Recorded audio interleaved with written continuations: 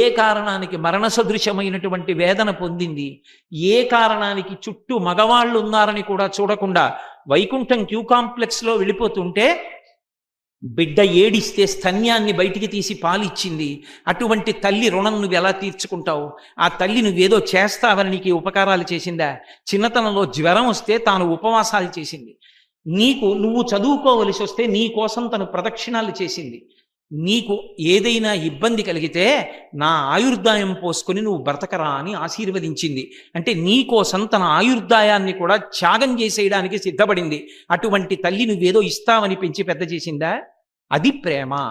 తండ్రిది ప్రేమ, గురువుది ప్రేమ, భర్తది ప్రేమ, భార్యది ప్రేమ. అంతేకాని నువ్వు అందంగా ఉన్నావు కాబట్టి నీ ప్రేమిస్తున్నాను, నువ్వు నాదానివి అవ్వాలి అతే యాసిడ్ పోస్తానంటే ప్రేమ. అది ఎందుకు ప్రేమ అవుతుంది? ఎక్కడ ఏ మాట ఉపయోగించాలో అక్కడ ఆ మాట ఉపయోగించకపోవడమే సమాజ భ్రష్టత్వానికి కారణం అవుతుంది.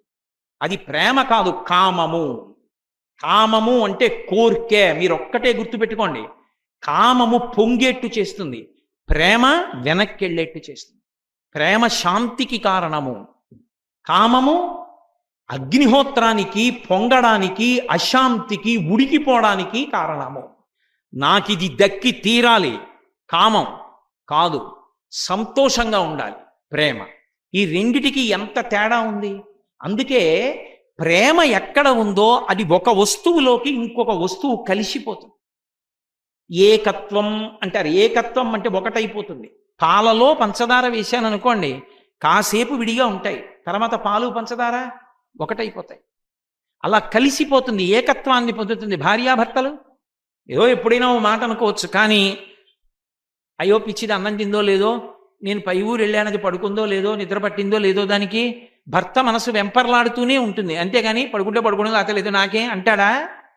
ఆయన అక్కడికి వెళ్ళారు, పాపం వేళ పట్టున తిన్నారో తినలేదో, జనం మీద పడిపోయారో, ఆయనకి పలహారం పెట్టారో పెట్టలేదో, పురుషుడు పడుకున్నాడో పడుకోలేదో, ఏ వేడి చేసిందో అని తాపత్రయపడేది ఎవరు? భార్య. ఎందుకని? వాళ్ళ మనసులు రెండూ కలిసిపోయాయి, పాలు పంచదార కలిసిపోయినట్టు.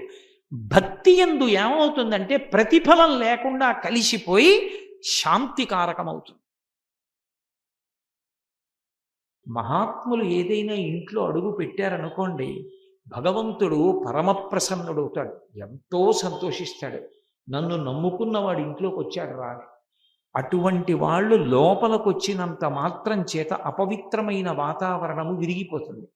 మురికి నీటిలో ఇండిపి గింజ అని ఉంటుంది. ఆ ఇండిపి గింజని వేస్తే అది మాలిన్యాన్నంతటినీ విరగ్గొడుతూ లోపలికి వెళ్ళి నీటిని శుద్ధి చేసినట్లే మహాపురుషుల నుండి వచ్చేటటువంటి భక్తి తరంగములు, వారి నుంచి వచ్చేటటువంటి తేజస్ తరంగములు, అవి వాతావరణాన్నంతటినీ కూడా పరిశుద్ధి చేస్తాయి.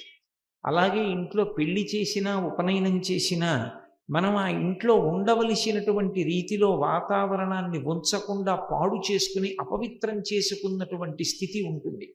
ఎప్పుడూ ఎవరినో తిడుతూ ఉండడం, ఎవరినో దెబ్బలాడుతూ ఉండడం, భార్యాభర్తలు తగువులాడుతూ ఉండడం, ఇతరుల్ని నింద చేస్తూ ఉండడం, లౌకికమైనటువంటి వ్యాసాంగం తప్ప ఎంతసేపు పెట్టినా టీవీల్లో అక్కర్లేనటువంటి విషయాలన్నీ వినబడుతూ ఉండడం. ఒక వేళ లేదు పాల లేదు, దీపాలు పెట్టిన వేళలో మెల్లో మంగళసూత్రాలు పట్టుకు లాగినటువంటి దృశ్యాలు చూడడం, ఆడవాళ్ళు బహు ఆక్రోశంతో మాట్లాడుతున్నటువంటి గట్టి గట్టి అరుపులు వింటూ ఉండడం, సమయం సందర్భం లేకుండా ఇంట్లో ఆ చనిపోయినటువంటి శవాల యొక్క దృశ్యాలు చూపిస్తుంటే వాటినన్నింటినీ చూడడం, కత్తులతో పొడుచుకోవడం చూడడం, ఇలాంటివన్నీ చూడడం వల్ల ఏమవుతుందంటే ఉద్వేగం కలుగుతుంటుంది మనసులో. ఆ ఉద్వేగం కలిగినప్పుడు అందులోంచి వచ్చేటటువంటి ఆ భావన తరంగములు అనారోగ్య వ్యాప్తికి కారణమవుతాయి. అనారోగ్య వ్యాప్తికి కారణమవుతాయి అవి వాతావరణాన్ని ప్రశాంతంగా ఉంచవు. వాతావరణం ప్రశాంతంగా ఉండాలి అంటే దానికి తగినటువంటి వాతావరణం ఉండాలి. అలా తగినటువంటి వాతావరణం ఉండాలి అంటే సత్వగుణం ఉండాలి లోపల. ప్రశాంతమైనటువంటి స్థితిలో ఉండడానికి కావలసినటువంటి పరికరములు, ఉండడానికి కావలసినటువంటి పరిస్థితి ఉత్పన్నము కావాలి. అలా ఉత్పన్నము కాలేదనుకోండి, దాని వలన అస్తమానము అటువంటివే చూస్తూ అక్కర్లేని విషయాలు చూస్తుంటే ఇంట్లో ఉండేటటువంటి వాతావరణం అంతా అపవిత్రమవుతుంది. అలా అపవిత్రమైపోయినప్పుడు ఒక పెద్ద కార్యక్రమం ఏదైనా చేస్తూ దాంట్లో మంత్రభాగాన్ని సమన్వయం చేసినప్పుడు ఆ మంత్రం పట్టుకోవడానికి తగినటువంటి వాతావరణం ఉండదు అక్కడ. అందుకే పుణ్యాహవాచనం అని ముందు ఒక ప్రక్రియ చేస్తారు. ఆ ప్రక్రియ చేసినప్పుడు ఏం చేస్తారంటే, ఇంట్లో ఇంత పూర్వం వాతావరణం అపవిత్రమైపోయి ఉంది కాబట్టి ఇప్పుడు ఈ కళ్యాణం చేసినప్పుడు, వివాహం చేసినప్పుడు మంత్రముల యొక్క శక్తి చేత ఆ వధూవరులిద్దరికీ కూడా చక్కటి ఆనుకూల్యత సిద్ధించి వాళ్ళు సంతోషంగా దాంపత్యాన్ని నెరపవలసి ఉంటుంది. కాబట్టి దానికి తగిన వాతావరణాన్ని ఏర్పాటు చెయ్యడం కోసం శుద్ధి కొరకు, పవిత్రత కొరకు పుణ్యాహవాచన ప్రక్రియ చేస్తారు. అందులో 3 కలశలు ఉంచుతారు. ఒకదాన్ని వరుణ కలశ అంటారు. ఉంచి 2 కలశలు ఉత్తర దక్షిణ దిక్కులుగా పెట్టి ఒకటి తూర్పు దిక్కుగా ఉంచుతారు. ప్రధాన కలశకి దారములు కడతారు. అది గళ్ళు గళ్ళుగా వచ్చేటట్టుగా దారాలతో కలశనంతటినీ కట్టి దాని నిండా నీళ్లు పోస్తారు. నీళ్లు పోసి మామిడి ఆకుల యొక్క చిగుర్లు అంటే చివరి భాగాలు పైకొచ్చేటట్టుగా, ముచికలు నీళ్లలో కుండి ఆకుల యొక్క కొసలు పైకొచ్చేటట్టుగా మామిడాకులు మధ్యలో పెడతారు. పెట్టి చుట్టూ ఆకులు వచ్చేటట్టుగా మామిడాకుల గుత్తి పెట్టి దాని మీద కొబ్బరి బొండాన్ని ఉంచుతారు. కొబ్బరి చెట్టుకి నారికేళము అని పేరు. నారికేళము అని దానికి పేరు రావడానికి కారణం ఏమిటంటే, సూక్ష్మమైన రంధ్రముల గుండా భూమిలోంటి నీటిని లాగి పై వరకు ఎక్కిస్తుంది. 2, తన చెట్టుకి కాసినటువంటి పువ్వు కానీ కాయ కానీ పెద్ద పెద్ద గెలల రూపంలో ఉండేటట్టుగా ఉంటుంది. ఈ 2 లక్షణములు ఉన్న కారణం చేత ఆ కొబ్బరి బొండాన్ని నారికేళము అని పిలుస్తారు. ఆ నారికేళాన్ని తీసుకొచ్చి పూర్ణకుంభం మీద ఉంచుతారు. ఉంచి ఇప్పుడు ఈ చుట్టూ ఉండేటటువంటివి, ఈ ఉత్తర దిక్కున దక్షిణ దిక్కున ఉండేటటువంటి 2 కలశల్ని ముఖం వరకు ఎత్తి పట్టుకుని, అసలు యథార్థంగా అయితే దాని ప్రక్రియలో వజ్రాసనం వేసి కూర్చుని ఒక స్థితిలో మంత్రం చెప్పినప్పుడు 2 చేతులతో బ్రాహ్మణులకు సభకంతటికి నమస్కరిస్తాడు యజమాని. ఆ నమస్కరించినప్పుడు ఈ 2 కలశల్ని తీసుకెళ్ళి యజమాని చేతికి ఇస్తాడు. ఇచ్చినప్పుడు ఒక సంకల్పం చెప్తాడు.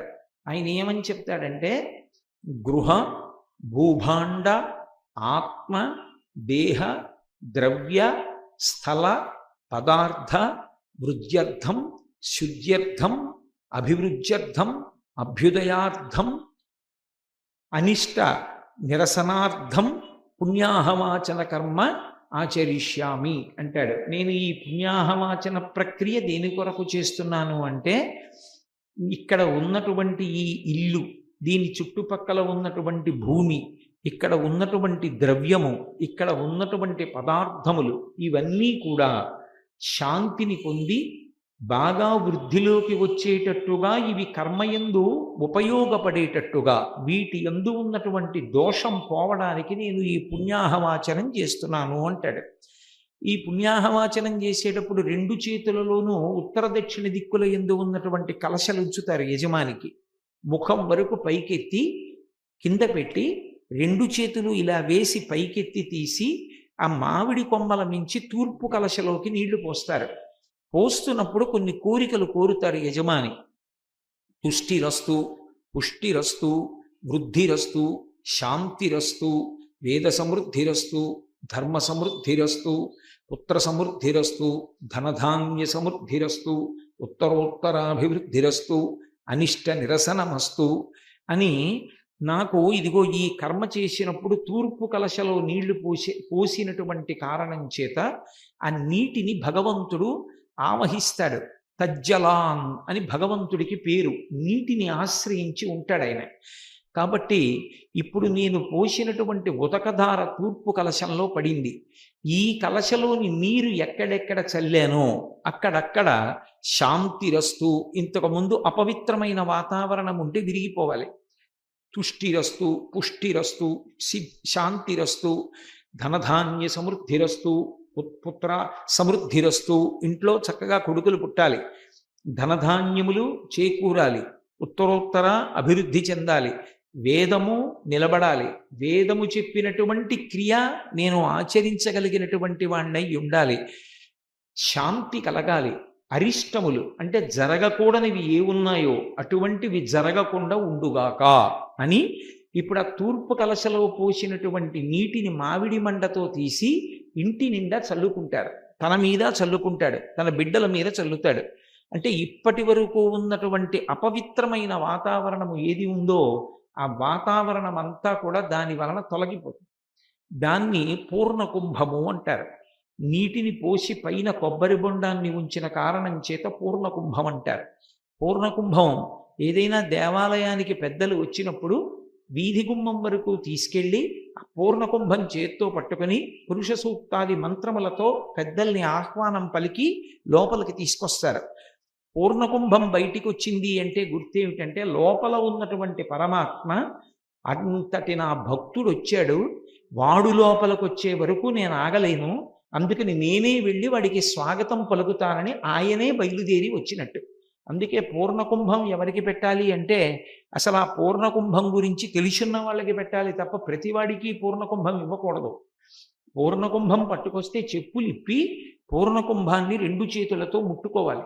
అంటే దేవాలయంలో ఉన్నటువంటి స్వామి ఎదురొచ్చారు కాబట్టి ఆ స్వామి పాదములు ముట్టుకుని నమస్కారం చేసి పూర్ణకుంభానికి వెనక నడవాలి. పూర్ణకుంభం లోపలికి వెళ్తుంది, తాను లోపలికి వెడతాడు.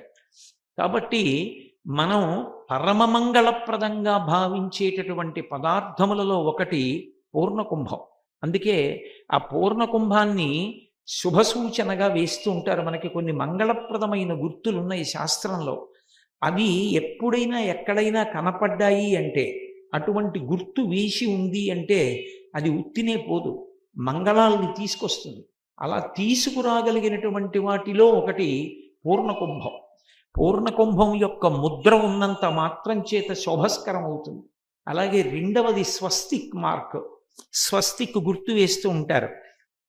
అది ఎక్కడ ఉంటుంది అంటే లక్ష్మీదేవి యొక్క పాదముల అడుగు భాగంలో ఉంటుంది. పాణీ పద్మదళాకారౌ పాదౌతే స్వస్తికాయుతౌ అంటాడు భవిష్యోత్తర పురాణంలో నారద మహర్షి.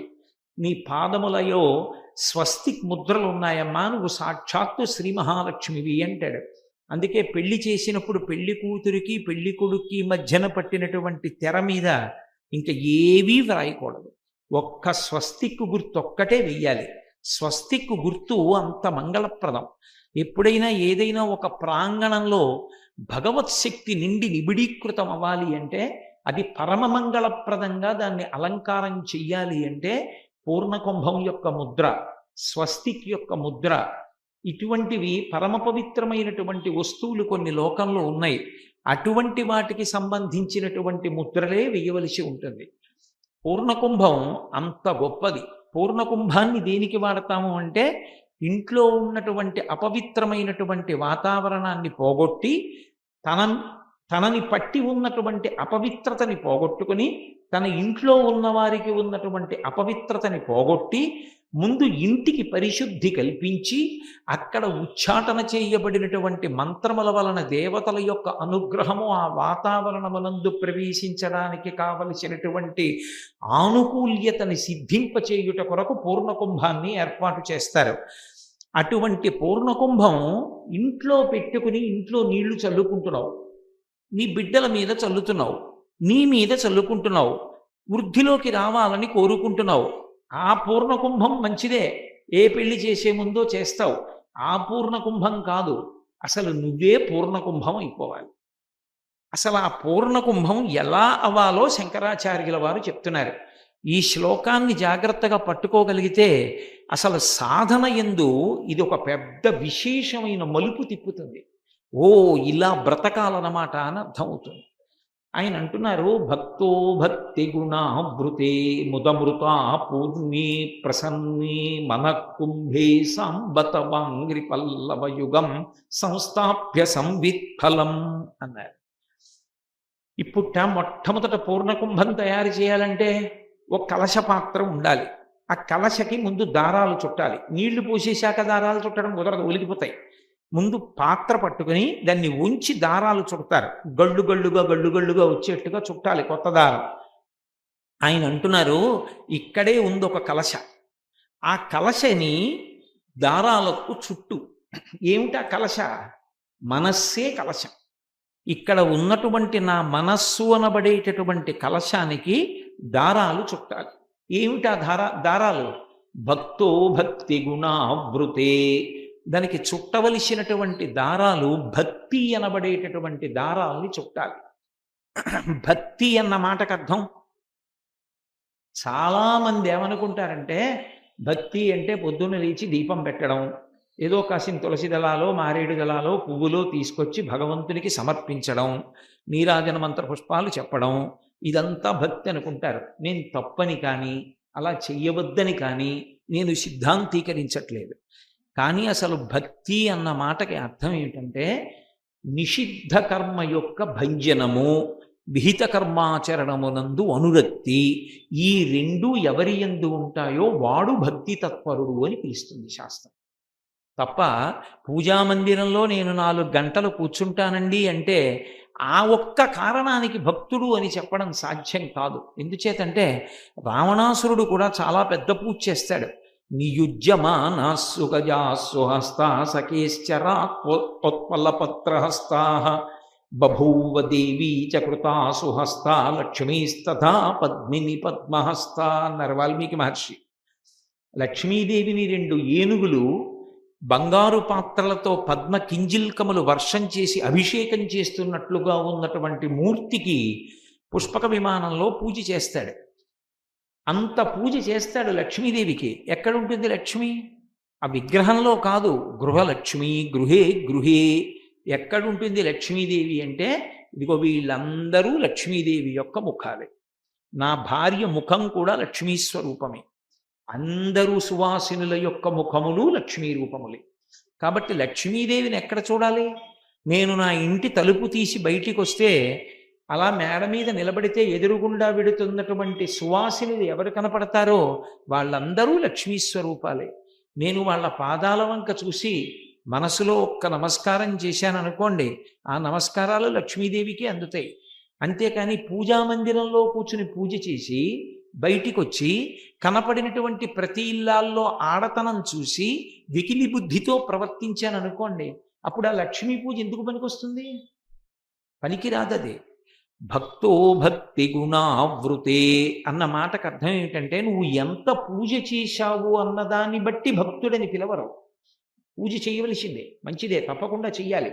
కానీ ఎందుకు చేస్తాడు పూజ అంటే ముందు 2 కారణములు ఉంటాయి. ఆ 2 కారణములు తెలిసి ఉండాలి. మొట్టమొదటిది నిషిద్ధ కర్మ భంజనము ఎవడు చేస్తాడో వాడు భక్తి తత్పరుడు. నేను మీకు బాగా అర్థమయ్యేటట్టు చెప్పాలి అంటే నాకు 2 కొడుకులు ఉన్నారనుకోండి, నేను వాళ్ళిద్దరినీ పిలిచి, ఒరే నాయనా ఎప్పుడు లంచం పుచ్చుకోకు, వద్దు, భగవంతుడు నీకు ఎంత ఇచ్చాడో ఆ జీతంతో తృప్తిగా జీవనం చెయ్యి అని చెప్పాను అనుకోండి. ఒకడు లంచాలు పుచ్చుకొని పెద్ద గండబేరుండ వంచున్న పంచి ఒకటి తీసుకొచ్చి నాకు పెట్టాడు అనుకోండి. ఇంకొకడు పరమ పవిత్రంగా భగవంతుడిచ్చిన దాంతో కష్టపడి ఉద్యోగం చేసి సంపాదించిన దానితో తృప్తిగా జీవనం చేస్తున్నాడు. వాడు ఓ 2 వేళ్ల వెడల్పున్నటువంటి అంచున్న పంచె పట్టుకొచ్చి పెట్టాడు. నేను ప్రీతితో ఏ కొడుకు ఇచ్చిన పంచె పుచ్చుకుంటాను? 2 కొడుకులే, 2 కొడుకుల మీద ప్రేమ ఉంటుంది, అందులో ఇంకా అనుమానం ఏం లేదు. కానీ ఏ కొడుకును చూస్తే నేను సంతోషిస్తాను? నేను ఇటువంటి పని చెయ్యవద్దు అని ఏ కొడుకులతో చెప్పినప్పుడు ఏ కొడుకు దాన్ని పాటించాడో వాడి మీద నాకు ఎక్కువ ప్రీతి ఉంటుంది. వద్దు అన్న పని చెయ్యకుండా ఉన్నవాడెవడున్నాడో వాడంటే నాకు ఎక్కువ ఇష్టం కాదు. మిగిలినవన్నీ చేసినా వద్దన్న పనులే వాడు చేస్తుంటాడు అనుకోండి, వాడు ఎంత డబ్బు తేనివ్వండి, ఎంత నా కాళ్ళు పట్టనివ్వండి, నాకు వాడి పట్ల విముఖతగా ఉంటుందా ఉండదా? ఏమిటో వీడు ఇలా జీవిస్తూ ఉంటాడు, వీడు చెప్పిన మాట విండు, అన్ని ప్రమాదకరమైన పనులన్నీ చేస్తుంటాడు, ఓ పొద్దున్నలే వాడు స్నానం చేయడు, ఓ భగవంతుడి దగ్గర ఓ నమస్కారం పెట్టడు, ఓ పెద్దలు చూస్తే గౌరవించడు, ఓ వినయం లేదు. ఏమిటో ఎంత డబ్బు సంపాదిస్తే ఎవడకి కావాలి? నాన్నగారండి నాన్నగారండి అని నా దగ్గరికి వస్తే ఏం కావాలి? ఎందుకది? వాడికి జీవనం లేదు, సరైన విధానం లేదు వాడికి అని నేను బాధపడతానా పన్నా? అలాగే నిషిద్ధ కర్మ భంజనము అంటే భగవంతుడు ఇటువంటివి నువ్వు చెయ్యవద్దు అని వేదంలో చెప్పాడు. నువ్వు చెయ్యవద్దు అన్న పనిని చెయ్యడం మానకుండా చేసినంత కాలం భక్తితో ఉన్నానని చెప్పడం సాధ్యం కాదు. దాని వలన నీకు ఎంత ప్రయోజనం కలగని, ఈశ్వరుడే కావాలి అని నిజంగా నీకు త్రికరణ శుద్ధిగా ఉంటే వాటిని వదిలిపెట్టడం కష్టం కాదు. అక్కడ ఏదో లోపం ఉంటే ఎన్ని కారణాలైనా చెప్పి వాటిని పట్టుకోవడానికి ఇబ్బంది ఉండదు. నిషిద్ధ కర్మని భంజించడం అంటే వద్దన్న పని. ఈశ్వరుడు వద్దు అని ఎక్కడ చెప్పాడు? వేదంలో చెప్పాడు. వేదంలో ఈశ్వరుడు ఇటువంటి పనులు చెయ్యవద్దు, తెల్లవారుజామున నిద్రపోకు, ప్రదోష వేళలో నిద్రపోకు, తల్లిదండ్రుల్ని గౌరవించు, పెద్దలు కనపడితే వినయంతో నమస్కారం చెయ్యి, అహంకారంతో ప్రవర్తించకు, అక్రమమైనటువంటి ధనార్జన చెయ్యవద్దు, ఇవన్నీ చెప్పాడు పరమాత్మ. చెప్తే ఇందులో ఆయన చెప్పినటువంటిది ఒక్కటీ ఆచరించకుండా మన ఇష్టం వచ్చినట్లుగా మనం జీవనం చేస్తున్నాం అనుకోండి, అప్పుడు భగవంతుని యొక్క ప్రీతికి ఎలా కారణం అవుతావు? ఆయన వద్దన్న రీతిలో ప్రవర్తించి ఎంత తీసుకొచ్చి నువ్వు పూజ చేస్తే ఆయన సంతోషిస్తాడు? ఆయన చాలా బాధపడతాడు. ఏం ఉపయోగం రా? గభీరే కాసారే విశతి విజనే ఘోర విపినే విశాలే శైలే చ భ్రమతి కుసుమార్ధంజనమతి సమర్ప్యై చేతః సరసిజముమానాద భవతే సుఖేనావస్థాతుం జనైహ నజానాతి కిమహో అంటాడు. శంకర భగవత్పాదులు శివానంద లహరి చేస్తూ అంటారు, ఎందుకు నిన్నెవరు తెమ్మన్నారు రొట్టంతా? అవన్నీ అక్కర్లేదు, ఆయన చెప్పినట్లు బ్రతకడం నేర్చుకో. నిషిద్ధ కర్మను భంజించుట, విహిత కర్మను ఆచరించుట. ఈశ్వరుడు ఏది చేయమన్నాడో అది చెయ్యి. తెల్లవారుజామున లే, స్నానం చెయ్యి, పెద్దలు కనపడితే వినయంతో నమస్కారం చెయ్యి. ఆయన ఏమి చెయ్యమని చెప్పాడో అవి చెయ్యడంలో లోపం చేయకు. ఆయన ఏవి చెయ్యొద్దని చెప్పాడో అవి చెయ్యకుండా ఉండడం నేర్చుకో. ఈ రెండూ నేర్చుకుంటే ఈశ్వరుడు కాపాడతాడు. దానికి భక్తి అని పేరు. అందుకే మీకు ఈ భక్తి ఏర్పడడానికి మొట్టమొదట ఉండవలసినటువంటి లక్షణం ఏమిటో తెలుసా? అసలు వాడు ఉన్నాడన్న నమ్మకం ఒకటి ఉండాలి.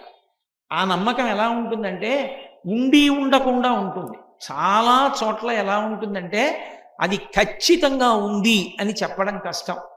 ఉంది అని చెప్పలేరు, లేదు అని చెప్పలేరు.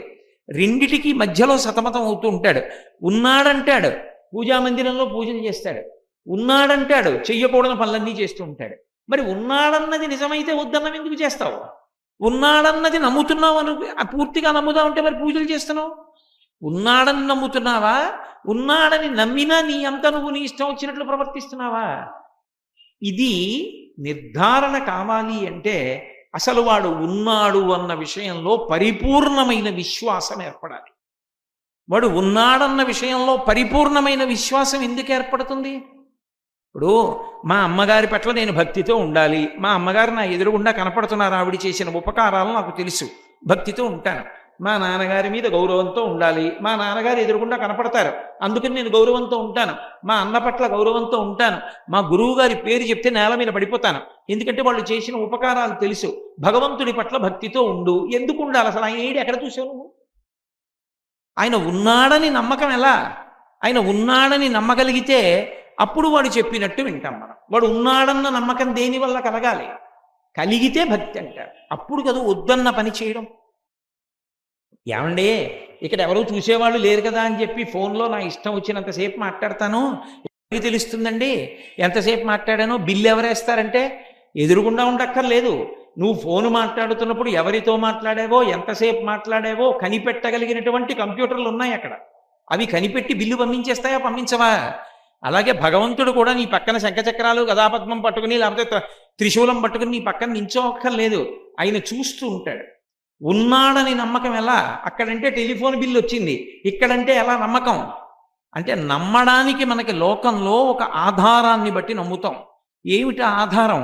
వస్తువు కనబడితే యజమానున్నాడని గుర్తు. నాకు ఇక్కడ ఓ కడియం దొరికింది అనుకోండి, ఇక్కడ ఒక కడియం దొరికింది అంటే కడియం పెట్టుకున్న వ్యక్తి ఎవరో ఉన్నారు, ఆ కడియం జారి పడిపోయింది. కాబట్టి కడియం దొరికింది అంటే కడియం యొక్క యజమాని ఉన్నాడా లేదా? ఉన్నాడు.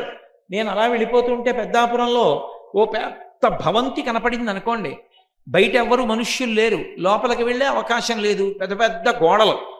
అబ్బా ఎంత గొప్పగా ఉందండి, ఇది ఎవరిదండి ఇది అని అడుగుతాను. అంతేగాని గాలిలోంచి ఊడిపడి అలా ఉంది, అది ఎవరిది కాదండి, అది ఎవరికి చెందుతుంది, ఎవరికి చెందదంటానా, ఇది ఎవరిదండి అంటాను. ఓ భవనం కనపడింది అంటే భవనాన్ని కట్టినవాడు ఒకడు ఉన్నాడు అని గుర్తు. ఓ కంకణం దొరికింది అంటే ఆ కంకణానికి యజమాని ఎవరో ఉన్నాడు అని గుర్తు. ఇప్పుడు ఇక్కడ ఉపన్యాసం నేను చెప్తున్నాను అంటే ఈ ఉపన్యాసం చెప్పడానికి కావలసినటువంటి ఏర్పాట్లన్నీ చేసిన వాళ్ళు ఎవరో ఉన్నారు. వాళ్ళు నాలా వేదిక మీద కనపడకపోవచ్చు, కానీ వాళ్ళు చాలా శ్రమ పడి ఉండడం చేత నేను చెప్తున్నాను, మీరు వింటున్నారు. వాళ్ళు ఏ శ్రమ పడకుండా ఇంటి దగ్గర పడుకున్నారనుకోండి, ఈ వేదిక ఉండదు, చెప్పడానికి నేను రాను, వినడానికి మీరు అక్కర్లేదు. వాళ్ళు కనపడరు, కానీ వాళ్ళు ఉన్నారు వెనక. అలా భగవంతుడు ఉన్నాడని గుర్తేమిటో తెలుసా? మా ఇంట్లో బంతిపూల మొక్క వేశాను అనుకోండి, బంతిపూల మొక్కకి ఒక చిన్న మొగ్గ పుడుతుంది, ఈ మొగ్గలోనే పువ్వు ఉంటుంది అని నేను దాన్ని విప్పేశాను అనుకోండి, పసరిక కంపు కొడుతుంది, అందులో పువ్వు ఉండదు. అది ఒక 15 రోజులు అయిందనుకోండి, బాగా పొటమరించి మొగ్గ మెల్లిగా విచ్చుకుంటుంది. విచ్చుకున్నప్పుడు మధ్యలో చిన్న దుద్దు ఉంటుంది, దాని చుట్టూ ఇంతంత పువ్వురేకులు ఏ జిగురు పెట్టి ఆయన అంటించాడు.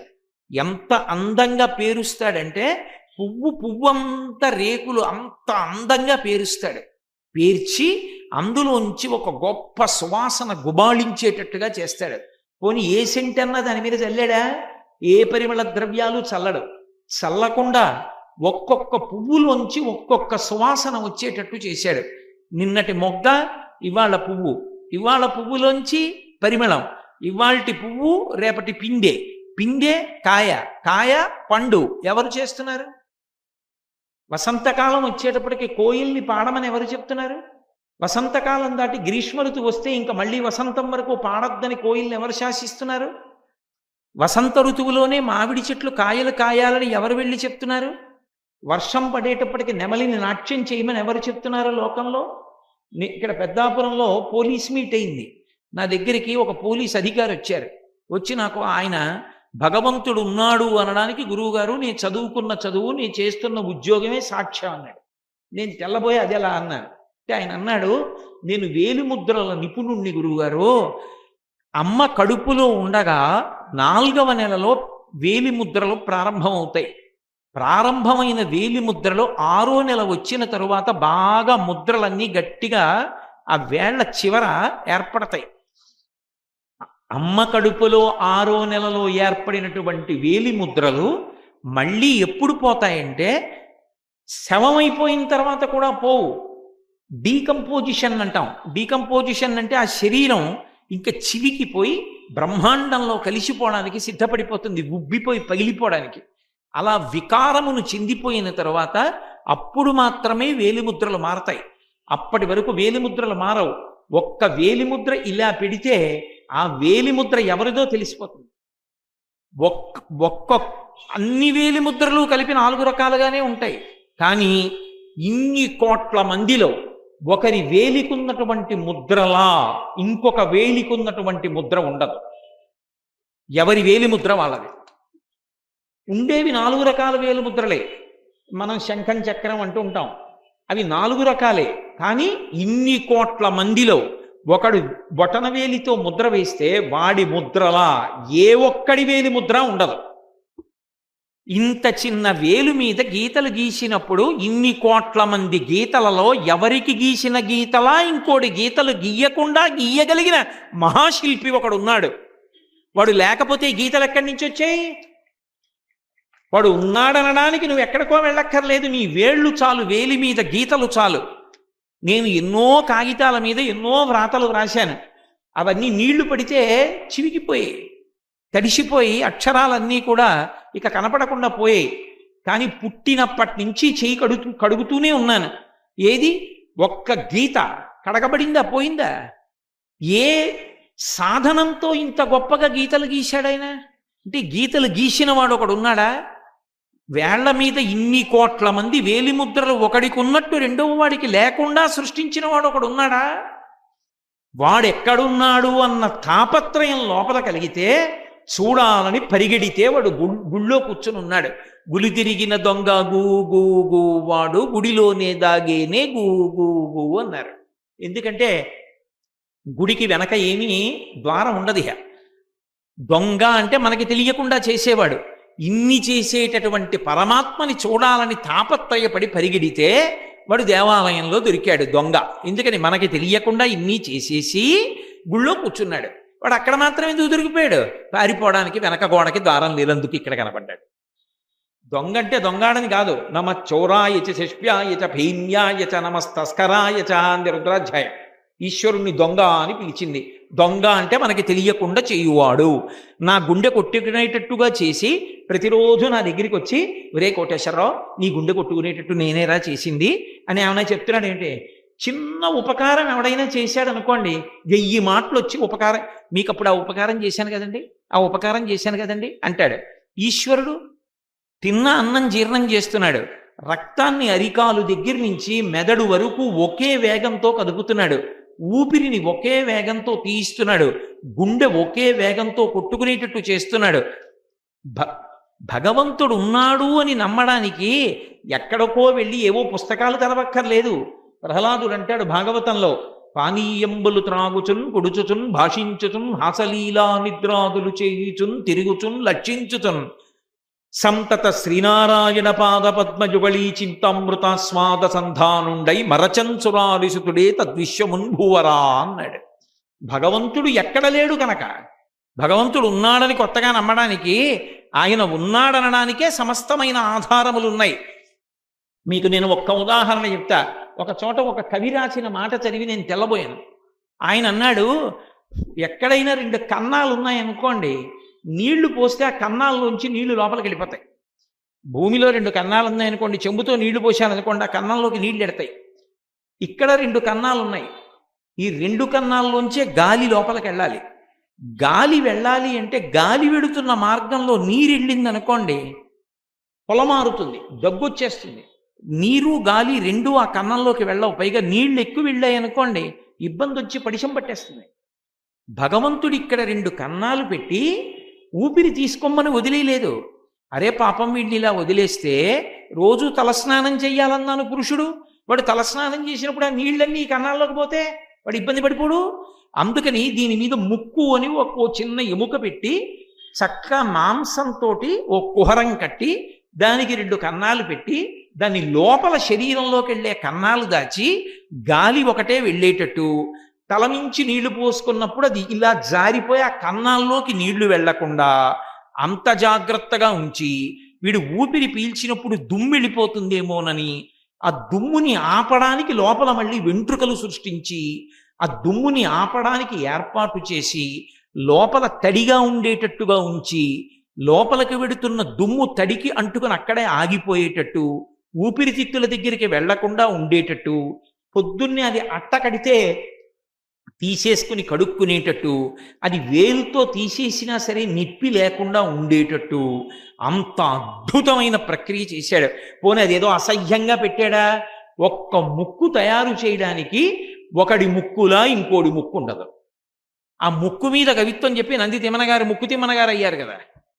అద్భుతంగా ఒక్కొక్కరి ముక్కు ఒక్కొక్క ముక్కు.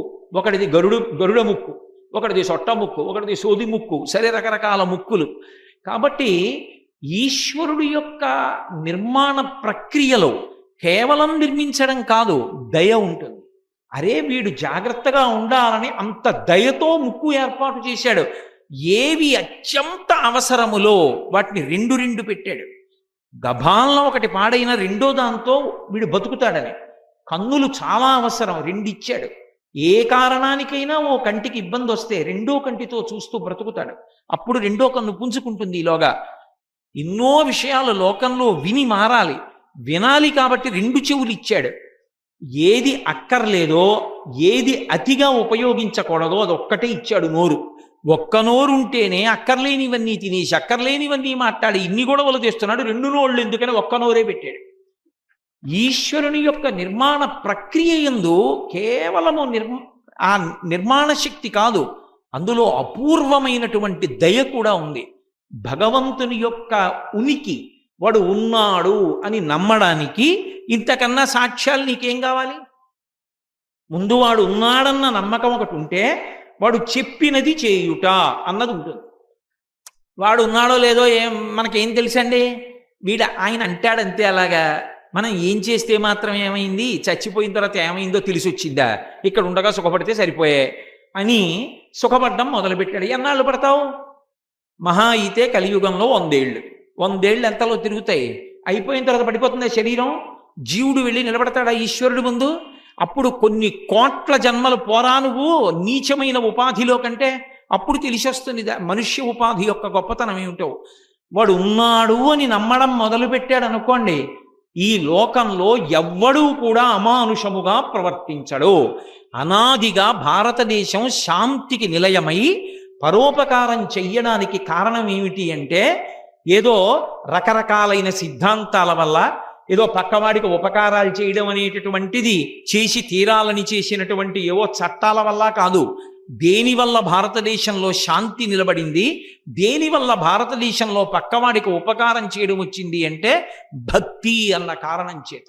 ఆ భక్తి అన్నది ఒకటి ఉందనుకోండి, వాడు ఉన్నాడు కాబట్టి వాడు చూస్తాడు. నీ చేయను దొంగతనం, నాకు ఇక్కడే దొరికిన స్వర్ణ కంకణం అది ఎవరిదో ఇచ్చి వెళ్ళిపోతాననుకున్నాడు అనుకోండి, ప్రతివాడు అలా భావన చేశారనుకోండి, నాకు ఈశ్వరుడు ఇచ్చినది తప్ప, నా కష్టార్జితము తప్ప నేను ఎవరిది ఆశించను అన్ననాడు ఇంతమంది పోలీసులు ఎందుకు, ఇన్ని పోలీస్ స్టేషన్లు ఎందుకు, ఇన్ని కోర్టులు ఎందుకు, ఇంతమంది జడ్జీలు ఎందుకు, ఇన్ని సభలు ఎందుకు? అవేమీ అక్కర్లేదు. ఏమీ అక్కర్లేకుండా సమాజము శాంతిగా ఉంటుంది. భక్తి అన్న మాట మూర్ఖత్వము.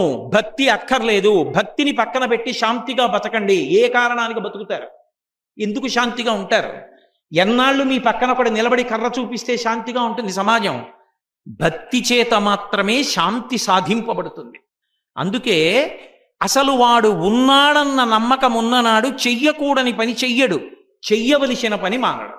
వాడు ఉన్నాడు, చూస్తున్నాడు, నేను చేయకుండా ఎలా ఉంటాను? ఎవడో చూస్తాడని సంధ్యావందనం కాదు, వాడు చూస్తాడు. వీడు ఇవాళ సంధ్యావందనం చేశాడా చేయలేదా ఆయనకి తెలుసు. అందుకని ఆయన కొరకు సంధ్యావందనం. ఏ పని చేసినా ఆయన చూస్తున్నాడు. ఆయన చూడకపోవడం ఏం లేదు. నా పూజామందిరంలో ఏదో విగ్రహ రూపంలో ఏం కూర్చోలేదు. ఆయన ఎప్పుడు నన్ను గమనిస్తూనే ఉంటాడు నేనేం చేస్తున్నానో. అన్నప్పుడు నేను ఎలా తప్పు చేస్తాను చెప్పండి? భయపడతానా? భయపడినా రేపు ఎలా వెళ్ళను పూజామందిరంలోకి? ఏమని నమస్కారం పెట్టను? వాడు అడగడు నిన్న ఏం చేశావు. పెద్ద పట్టుపంచ కట్టుకుని లోపలికి వచ్చేస్తే నమ్ముతాను అనుకుంటున్నావా? నిన్న ఎలా ప్రవర్తించావు నువ్వు అని అడగడు. ఆ నమ్మకం నాకు ఉందనుకోండి, వాడు ఉన్నాడన్న నమ్మకం నాకు ఉంటే నేను తప్పు చేయను.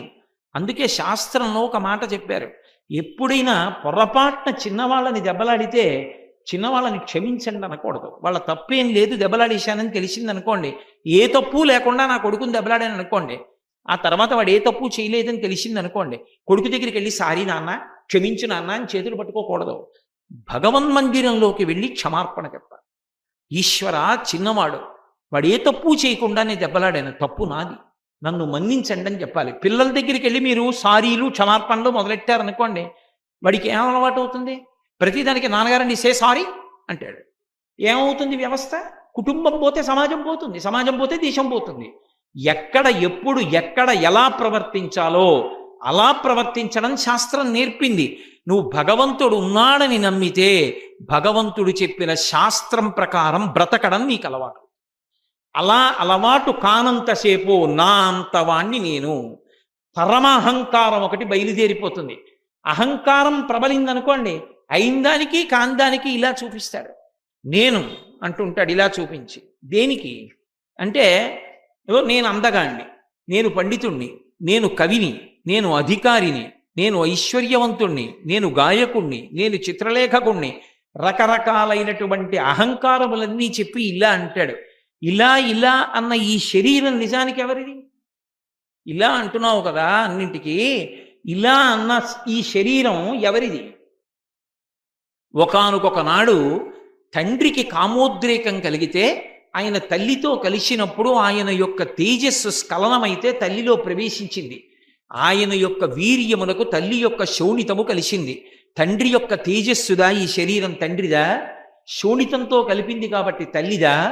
9 నెలలు కడుపులో భరించింది కాబట్టి అమ్మదా, ప్రసవించి బయటికి వచ్చిన తర్వాత పాలిచ్చి పెంచి పెద్ద చేసింది కాబట్టి అమ్మదా, కొంచెం పెద్దవాడవైన తర్వాత విద్యాబుద్ధులు నేర్పించాడు కాబట్టి తండ్రిదా, నీకు పాఠం చెప్పిన గురువుదా, పెద్దవాడవైన తర్వాత ఉద్యోగం చేస్తే నెలకి ఇన్ని గంటలు ఇక్కడ కూర్చుంటే డబ్బిస్తానని పోషించినటువంటి ఆ యజమానిదా, లేకపోతే భార్య వచ్చి సౌకర్యాలు చూస్తుంది భార్యదా, కడుపున పుట్టిన బిడ్డలదా, చిట్ట చివర శరీరం పడిపోయిన తరువాత అంత్యేష్టి సంస్కారంలో అగ్ని సంస్కారం చేసిన కొడుకుదా, అగ్నిహోత్రం వెలిగిపోతున్నప్పుడు అందులో శరీరం కాలిపోతుంటే వేడికి తల నుంచి ఊడిపోయిన వెంట్రుకలు ఎగిరి చెట్లని పట్టుకుంటాయి, చెట్లని పట్టుకుంటే చెట్లు ఆశ్రయం ఇచ్చి ఆ వెంట్రుకలు అడ్డుకుని నిలబడేటట్టు చేస్తాయి, అలా నిలబడిపోయేటట్టు చేసినటువంటి చెట్టుదా, కాలిపోకుండా మిగిలిపోయి కింద పడిపోయిన ఎముకలకి మాంసం అంటి ఉంటే ఓ కుక్క ఎముక పట్టుకెళ్ళి చెట్టు కింద పెట్టి కొరుక్కు తింటుంది,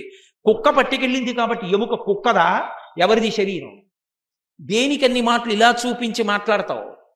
ఈ శరీరం ఏమీ కాదు, పరమేశ్వర నిర్మాణము, నువ్వు తరించడానికి ఇచ్చాడు దీన్ని ఆధారం చేసుకుని ఈశ్వరుడు ఎలా చెప్పాడో అలా బ్రతికి తరించడానికి వాడుకో, లేకపోతే పాడైపోతావన్న విషయం ఒక్కటి ద్యోతకం అయిందనుకోండి 10 మాటలు ఇలా అనడు.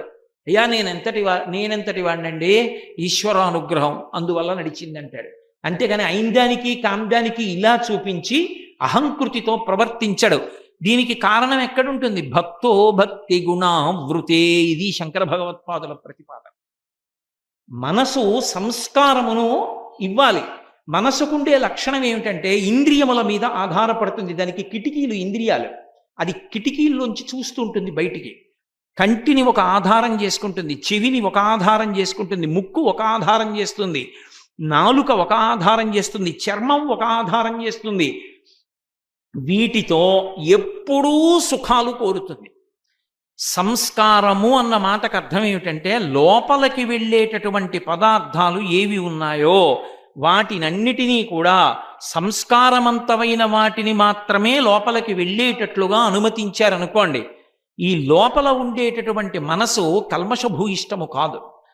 ఒక ఇంటి లోపలికి కుళ్ళిపోయిన పదార్థాలన్నీ తీసుకొచ్చి పెట్టారనుకోండి, ఇంట్లో కుళ్ళు వాసన రాకుండా మల్లెపూల వాసన ఎందుకు వస్తుంది?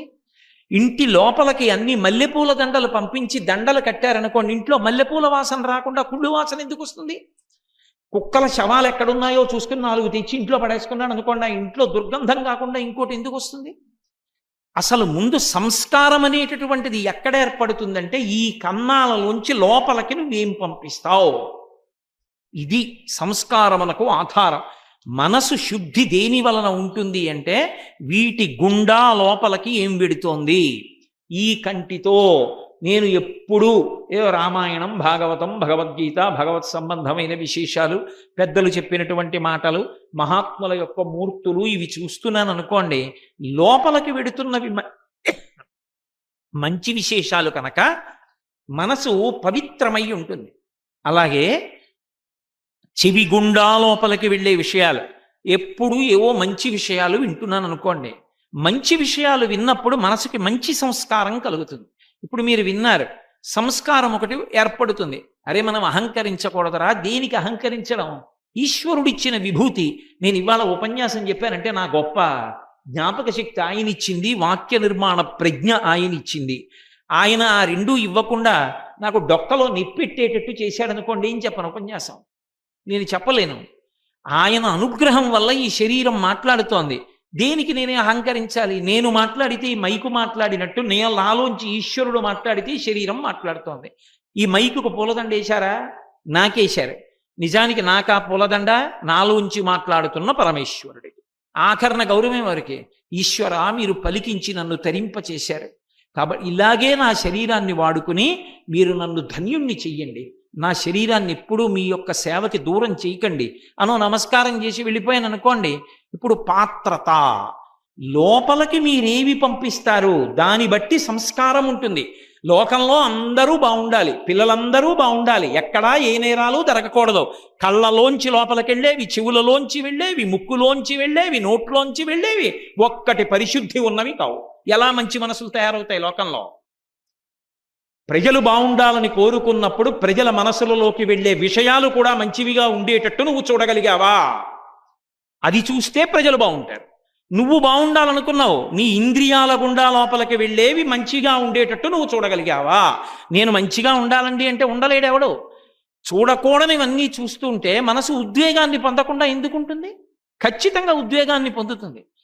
ఎవరినో కత్తి పెట్టి పొడి చేయడాన్ని చూసిన దానికి, తామర పూలతో పరమేశ్వరుడి పాదాలు పూజ చేస్తున్నది చూసిన దానికి తేడా ఉంటుందా ఉండదా? దానికున్న ఉద్వేగానికి దీనికున్న ప్రశాంతతకి తేడా ఉంటుందా ఉండదా? నువ్వు ఏవి లోపలికి పంపిస్తున్నావు అన్నదాన్ని బట్టి మనసుకి సంస్కారం. లోపల మనసు ఏ సంస్కారాన్ని పొందింది అన్నదాన్ని బట్టి మనసులోంచి సంకల్పాలు వస్తాయి. నేను అన్న మాటలు మీరు చాలా జాగ్రత్తగా పట్టుకోవాలి. మనసు ఎటువంటివి లోపలికి పుచ్చుకుందో అటువంటి సంకల్పాలే చెప్తుంది. నేను ఎప్పుడూ మంచి విషయాలు లోపలికి తీసుకుంటున్నాను అనుకోండి, ఆ మంచి విషయాల గురించినకి సంబంధించిన విషయాలే సంకల్పములుగా వస్తాయి. నేను మీతో ఒక్క మాట చెప్తాను, పట్టుకోండి. మనం వినోదము అని ఒక మాట ఉంటుంది. ఏదో కాసేపు సంతోషించడానికి ఏదో అక్కడికి సినిమాకు పోతానండి, షికారుకు పోతానండి, టీవీ చూస్తానండి అంటాం. అసలు సంతోషంగా ఏ కారణానికి ఉండాలి? సంతోషంగా ఉండడానికి ఏం చెయ్యాలి? మనకి భాగవతంలో కృష్ణ భగవానుడు నేర్పాడు. అందుకే భాగవతం దశమస్కంధం పారాయణం చేయండి అంటారు. కృష్ణుడు బాల్య క్రీడలు, ఆటలు ఎందుకు ఆడుకుంటారు? సంతోషంగా ఉండడానికి ఆడుకుంటారు పిల్లలు. కృష్ణుడు ఆడుకున్నాడు. కృష్ణుడు ఆడుకున్న ఆటలన్నీ కేవలం సంతోషంగా ఉండడానికి ఆడుకున్నాడా? ఆటల పేరు చెప్పి లోకానికి ఉపకారం చేయడం ప్రధానంగా చేశాడా? కృష్ణుడు ఆటలాడుకోవడం అని గోళీలాడుకుని ఏదో దొంగాట ఆడుకుని చేయలేదు. పూతనా సంహారం ఆయన బాల్య క్రీడ, లోకోపకారం. శకటాసుర భంజనం, రాక్షస సంహారం ఆయనకి బాల్య క్రీడ, లోకోపకారం. తృణావర్త సంహారం లోకోపకారం, ఆయనకి బాల్య క్రీడ. కాళీయ మర్దనం ఆయనకి బాల్య క్రీడ, లోకోపకారం. అంటే కృష్ణుడు ఏవి చేసి సంతోషాన్ని పొందాడు? లోకానికి ఉపకారం జరిగే పనులు చేసి సంతోషాన్ని పొందాడు. నేను సినిమాకి వెళ్ళి సంతోషపడతాను కాదు, నేను ఒకడికి ఉపకారం చేసి సంతోషపడతాను నేర్చుకో. ఇది జాతికి సందేశం భాగవతం. సంతోషపడడానికి కారణం ఏదై ఉండాలి అంటే ఒకరికి ఉపకారము చేయుట చేత. అది ఎప్పుడు వస్తుంది ఆ బుద్ధి? రామాయణం భారతం భాగవతం వింటే. రామాయణం భారతం భాగవతం చెప్పడానికి వీల్లేదు, వినడానికి వీల్లేదు అంటే ఎక్కడి నుంచి వస్తుంది ఆ బుద్ధి? కాబట్టి సంకల్పములు, ఆలోచనలు ఇందులోంచి వస్తాయి. మీరు లోపలికి ఏం పుచ్చుకున్నారో దాన్ని బట్టి ఆలోచన వస్తుంది. దాన్ని బట్టి వచ్చిన ఆలోచన కార్యరూపము ధరిస్తుంది. ఒరే, ఈ శరీరం అనిత్యంరా, ఐశ్వర్యం ఉండిపోయేది కాదురా, ఎంత సంపాదించినా ఊపిరి కానీ చటుక్కు నాగిందా అంతే, పిల్లలకి వెళ్ళిపోతుంది ఐశ్వర్యం అంతా. నిజంగా నీతో రావాలనుకుంటే నువ్వు చేసిన దానం వల్ల నీతో వస్తుంది. ఆ దానము చెయ్యనంతసేపు దాచుకున్నదేది నీతో వచ్చేది కాదు. నిజంగా నీతో రావాలంటే దానం చేయి, పుణ్యంగా మారి నీతో వస్తుంది. హత్తుకుంది ఒకడికి, ఆ మాట లోపలికి వెళ్ళింది, చెవుల్లోంచి పట్టుకుంది. ఒరే, నేను దాచుకోవడం కాదు, కొంత దానం చేస్తానన్నాడు అని మంచి పని చేశాడు. ఇప్పుడు మంచి సంకల్పం దేంట్లోంచి వచ్చింది? మంచి మాట వినడం వల్ల ఏర్పడిన సంస్కారంలోంచి వచ్చింది. కాబట్టి ఇవి, ఈ కిటికీలు మనసుకి దేనికి పనికి రావాలి? మంచి విషయాలు లోపలికి వెళ్ళడానికి పనికి రావాలి. సంస్కారవంతమవుతుంది. మంచి మాట, మంచి పని, మంచి చూపు లోపల నుంచి బయటికి వస్తుంది. ఆ చేసినటువంటి మంచి పనులు పుణ్యంగా మారతాయి. ఆ పుణ్యము వలన చిత్తశుద్ధి కలుగుతుంది. కాబట్టి ఇప్పుడు భక్తి అన్న మాటకు అర్థం ఏమిటి? ప్రేమ. మీరు తేలిగ్గా అర్థం చేసుకోవాలంటే భక్తి అంటే ఇంకేదో కాదు, ప్రేమ. ప్రేమ అంటే సినిమాల ప్రేమ కాదు. అంతకన్నా దరిద్రంగా ఉపయోగించిన వాడు లోకంలో లేడు, సినిమా వాళ్ళు ఉపయోగించినట్టు. ప్రేమ అన్న మాటకు అర్థం ఏమిటంటే ఏ విధమైనటువంటి ప్రతిఫలమును అపేక్షించకుండా చేసినటువంటి సేవకు, అభిమానమునకు, అనురాగమునకు ప్రేమ అని పేరు. ఇది నాకు ఇస్తారని చెయ్యరు. నా కొడుకున్నాడు, కష్టపడి పెంచి పెద్ద చేశాను, వాడి జీతం అంతా పట్టుకొచ్చి నాకు ఇస్తాడని చేశానా? నేనేం అడగను. వాడు సంతోషంగా ఉంటే నాకు సంతోషం, అంతే. వాడికి ఎంత జీతం వస్తోంది కూడా నాకు అక్కర్లేదు. వాడు సంతోషంగా, ధార్మికంగా, భక్తితో వాడు బ్రతికితే నాకు సంతోషం. తప్ప వాడు నాకేదో ఇస్తాడని నేను వాడిని చదివించలేదు, వాడు నాకు ఇస్తాడని నేను చిన్నతనంలో వాడిని సాకలేదు. ఇప్పటికీ వాడిని నేను పరమ ప్రేమతో చూసేది ఎందుకు అంటే నా కొడుకు కనుక, వాడు క్షేమంగా ఉండాలంతే. తప్ప వాడేదో నాకు ఇవ్వాలని ఉండదు. తల్లి ఏ కారణానికి పాలిచ్చింది? ఏ కారణానికి 9 నెలలు కడుపులో పెట్టుకుంది, ఏ కారణానికి అంత రక్తం పోగొట్టుకుంది, ఏ కారణానికి మరణ సదృశమైనటువంటి వేదన పొందింది, ఏ కారణానికి చుట్టూ మగవాళ్ళు ఉన్నారని కూడా చూడకుండా వైకుంఠం క్యూ కాంప్లెక్స్లో వెళ్ళిపోతుంటే బిడ్డ ఏడిస్తే స్తన్యాన్ని బయటికి తీసి పాలిచ్చింది. అటువంటి తల్లి రుణం నువ్వు ఎలా తీర్చుకుంటావు? ఆ తల్లి నువ్వేదో చేస్తావని నీకు ఉపకారాలు చేసిందా? చిన్నతనంలో జ్వరం వస్తే తాను ఉపవాసాలు చేసింది. నువ్వు చదువుకోవలసి వస్తే నీ కోసం తను ప్రదక్షిణాలు చేసింది. నీకు ఏదైనా ఇబ్బంది కలిగితే నా ఆయుర్దాయం పోసుకొని నువ్వు బ్రతకరా అని ఆశీర్వదించింది. అంటే నీ కోసం తన ఆయుర్దాయాన్ని కూడా త్యాగం చేసేయడానికి సిద్ధపడింది. అటువంటి తల్లి నువ్వేదో ఇస్తావని పెంచి పెద్ద చేసిందా? అది ప్రేమ. తండ్రిది ప్రేమ, గురువుది ప్రేమ, భర్తది ప్రేమ, భార్యది ప్రేమ. అంతేకాని నువ్వు అందంగా ఉన్నావు కాబట్టి నీ ప్రేమిస్తున్నాను, నువ్వు నాదానివి అవ్వాలి అతే యాసిడ్ పోస్తానంటే ప్రేమ. అది ఎందుకు ప్రేమ అవుతుంది? ఎక్కడ ఏ మాట ఉపయోగించాలో అక్కడ ఆ మాట ఉపయోగించకపోవడమే సమాజ భ్రష్టత్వానికి కారణం అవుతుంది. అది ప్రేమ కాదు, కామము. కామము అంటే కోర్కె. మీరు ఒక్కటే గుర్తుపెట్టుకోండి, కామము పొంగేట్టు చేస్తుంది, ప్రేమ వెనక్కెళ్ళేట్టు చేస్తుంది. ప్రేమ శాంతికి కారణము, కామము అగ్నిహోత్రానికి పొంగడానికి, అశాంతికి, ఉడికిపోవడానికి కారణము. నాకిది దక్కి తీరాలి కామం కాదు, సంతోషంగా ఉండాలి ప్రేమ. ఈ రెండిటికి ఎంత తేడా ఉంది. అందుకే ప్రేమ ఎక్కడ ఉందో అది ఒక వస్తువులోకి ఇంకొక వస్తువు కలిసిపోతుంది. ఏకత్వం అంటారు. ఏకత్వం అంటే ఒకటైపోతుంది. పాలలో పంచదార వేశాను అనుకోండి, కాసేపు విడిగా ఉంటాయి, తర్వాత పాలు పంచదార ఒకటైపోతాయి. అలా కలిసిపోతుంది, ఏకత్వాన్ని పొందుతుంది. భార్యాభర్తలు ఏదో ఎప్పుడైనా ఓ మాట అనుకోవచ్చు, కానీ అయ్యో పిచ్చిది అన్నం తిందో లేదో, నేను పై ఊరు వెళ్ళానది పడుకుందో లేదో, నిద్ర పట్టిందో లేదో, దానికి భర్త మనసు వెంపర్లాడుతూనే ఉంటుంది. అంతేగాని పడుకుంటే పడుకునేదో అతలేదు నాకే అంటాడా? ఆయన అక్కడికి వెళ్ళారు, పాపం వేళ పట్టును తిన్నారో తినలేదో, జనం మీదబడిపోయారో, ఆయనకి పలహారం పెట్టారో పెట్టలేదో, పురుషుడు పడుకున్నాడో పడుకోలేదో, ఏ వేడి చేసిందో అని తాపత్రయపడేది ఎవరు? భార్య. ఎందుకని? వాళ్ళ మనసులు రెండూ కలిసిపోయాయి, పాలు పంచదార కలిసిపోయినట్టు. భక్తి యందు ఏమవుతుందంటే ప్రతిఫలం లేకుండా కలిసిపోయి శాంతికారకమవుతుంది. కామము ఉద్వేగ కారణమవుతుంది. ఒక చోట ఒక మాట వాడి ఆ మాట వాడకూడని చోట వాడి సమాజాన్ని తప్పుత్రోవ పట్టించకూడదు. ఒక్కొక్క మాట ఎక్కడ ఎలా వాడాలో అలాగే వాడాలి. కాబట్టి భక్తి, ప్రేమయే భక్తి. ఎందుచేత? భగవంతుడు మనను అనుగ్రహించాడు అనుకోండి, ఆ ప్రేమని అనుగ్రహము అంటారు. నేను నా భార్యని ప్రేమించడాన్ని శృంగారము అంటారు దంపతుల మధ్య. ఒక గురువు శిష్యుణ్ణి ప్రేమించడాన్ని కటాక్షము అంటారు. ఒక దీనుణ్ణి చూసి అయ్యయ్యో పాపం వాడికి తినడానికి లేదే, నా ఆకలి ఎటువంటిదో వాడి ఆకలి అటువంటిదే కదూ అని ప్రేమతో వాడికి పెట్టడం దయా అంటారు. చిన్న పిల్లలు ఉంటారు, చంటి పిల్లలు, వాళ్ళకేం తెలియదు, వాడు మన వాడా కాదా అనవసరం. ఓ చంటి పిల్లడు ఏమీ తెలియనటువంటి వాడు అమ్మ ఏదో పనిలో ఉండగా గబగబా మేడ మెట్లు ఎక్కేస్తున్నాడు అనుకోండి, నేను అలా పక్క నుంచి మెట్లు దిగుతున్నాను అనుకోండి, ఆ పిల్లవాడు పాకుతూ పాకుతూ మెట్లు ఎక్కేస్తుంటే నాకేం సంబంధం, పసిపిల్లాడు ఎవడో మెట్లు ఎక్కుతుంటే నేను ఊరుకుంటానా? వాడు అలా మెట్లెక్కి గబుక్కుని కింద పడితే దొల్లిపోతాడు, తలకి దెబ్బ తగులుతుంది. నేను గబాల్ నా పిల్లాన్ని తీసి ఎత్తుకుని కిందకొచ్చి అమ్మ మీ బిడ్డడైనా మెట్లు ఎక్కేస్తున్నాడమ్మా అలా వదిలేయకండి చూసుకోండి అని ఆ పిల్లాడిని ఇచ్చేస్తాను. ఎందుకని? దింపాను మెట్లు వాడిని ఎత్తుకుని, నాకేం అవసరం? తెల్లటి చొక్కా వేసుకున్నా వాడిని ఎత్తుకుని ఆ బురదకాళ్ళు నాకంటించుకోవడం ఎందుకు?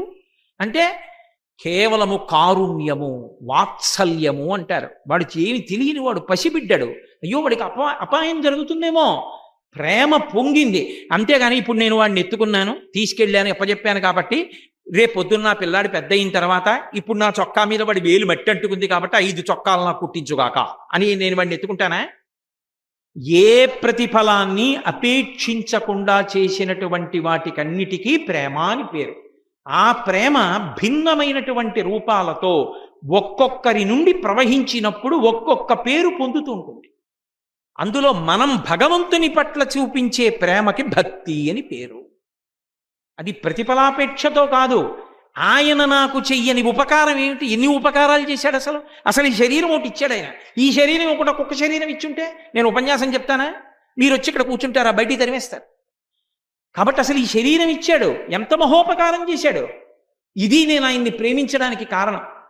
అలా ఏర్పడినటువంటి ప్రేమ భక్తి. అప్పుడు ఆ భక్తి ఉన్నప్పుడు వాడు ఉన్నాడు, వాడు ఇచ్చాడు, కాబట్టి వాడు ఇచ్చిన దాన్ని సద్వినియోగం చేసుకోవాలి.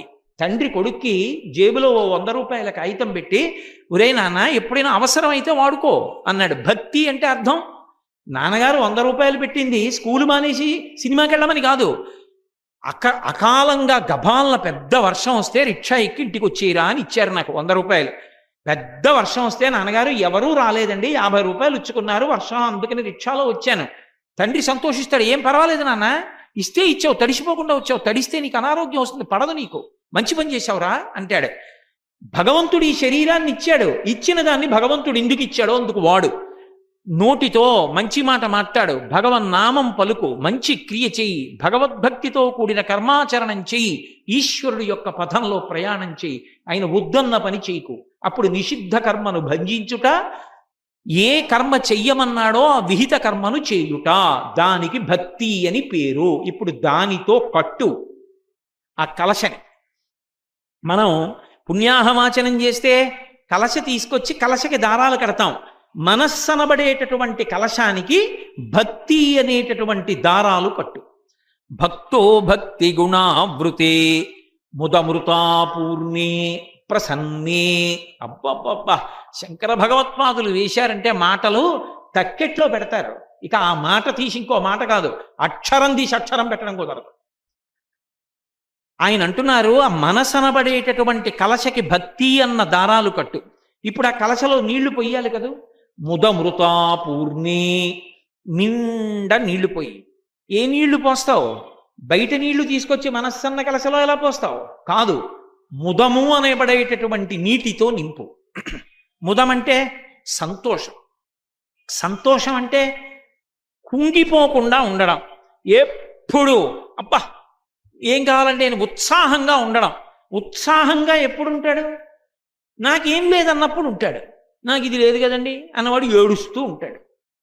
సంతోషంతో నువ్వు ఎందుకు ఉండాలి అంటే, నీకు ఉన్నదేదో తలుచుకుంటే నీకు సంతోషం, నీకు లేనిది తలుచుకుంటే సంతోషం ఉండదు, దుఃఖం. నీకు ఉన్నది తలుచుకుంటే సంతోషం. చాలామంది శివానంద లహరిలో శ్లోకాన్ని చదువుకుని అనుభవించి ఆనందపడిపోయేటటువంటి మహాపురుషులు ఎందరో ఉన్నారు. నేనెంతటి వాణ్ణి. నిజంగా వాళ్ళందరూ అనుభవించి ఆనందపడిపోయినంత చెప్పగలిగిన ప్రజ్ఞ నాకేం లేదు. వాళ్ళు నిజంగా అనుభవించి పొందేటటువంటి ఆనందం అనేటటువంటి సముద్రంలో నేను చెప్పేటటువంటిది కేవలం ఒక బిందువుతో సమానం. అయినా ఈశ్వరా, ఒక బిందువుతో సమానమైన మాట్లాడగలిగే శక్తిని ఇచ్చావు కదూ, ఎంత సంతోషం, చాలు నీ గురించి చెప్పుకుంటున్నాను కదా, ఇంకింతకన్నా నాకేం కావాలి? ఇప్పుడు నీకు ఉపన్యాసానికి వచ్చే ముందు సంతోషంగా ఉంటుంది, అంతేగాని రోజు 6:30 అయ్యేటప్పటికి బాబో ఈ ఉపన్యాసాలు ఏమిటి, నాకు ఎందుకు వచ్చిన కూడా అని ఏడుస్తూ వచ్చావు అనుకో, ఏం చెప్తావు? అలా చెప్పగలగడం నా అదృష్టం. ఈశ్వరుడు నాకు ఆ కంఠం ఇచ్చాడు, ఆ శక్తిని ఇచ్చాడు. ఈశ్వరా, మీ సేవలో ధన్యుణ్ణవుతున్నాను. ఓ 2 గంటల సేపు మాట్లాడానంటే 2 గంటల సేపు మీ దగ్గర మనసు కూర్చుంది కదూ, అంటే 2 గంటలు తపస్సు చేశాను కదూ. బయట కూర్చుంటే అనవసరంగా తిరుగుతానని తెచ్చి కూర్చోబెట్టి నా చేత ఉపన్యాసం చెప్పించి నా చేత 2 గంటలు ప్రతిరోజు తపస్సు చేయిస్తున్నారా? ఈశ్వరా, మీకు కృతజ్ఞుడను. ఎంత సంతోషం. ఇప్పుడు చాలా మంది, కొంతమందికి పాపం లోకంలో కళ్ళు లేవు, వాళ్ళందరూ కలిసి ఒకళ్ళ చొక్కా ఒకళ్ళు పట్టుకుని కర్రతో ఇలా తాటించుకుంటూ వెడుతూ ఉంటారు. మనకున్న సుఖాలలో 90% సుఖాలు వాళ్ళకి లేవు. ఇప్పుడు ఇదే ఉపన్యాసం పక్కన తెర మీద కనపడుతోంది అని నేను గదిలో కూర్చుని చెప్తూ మిమ్మల్ని అందరినీ తెర దగ్గర కూర్చోమన్నాను అనుకోండి, కాదు అని ఎదురుగుండా వచ్చి కూర్చుంటారు. ఎందుకు కూర్చుంటారు? ఈ మాంసనేత్రంతో ఎదురుగుండా ఉన్నటువంటి వ్యక్తిని చూడడంలో ఒక సంతోషం ఉంటుంది, బుద్ధి కుదురుకుంటుంది.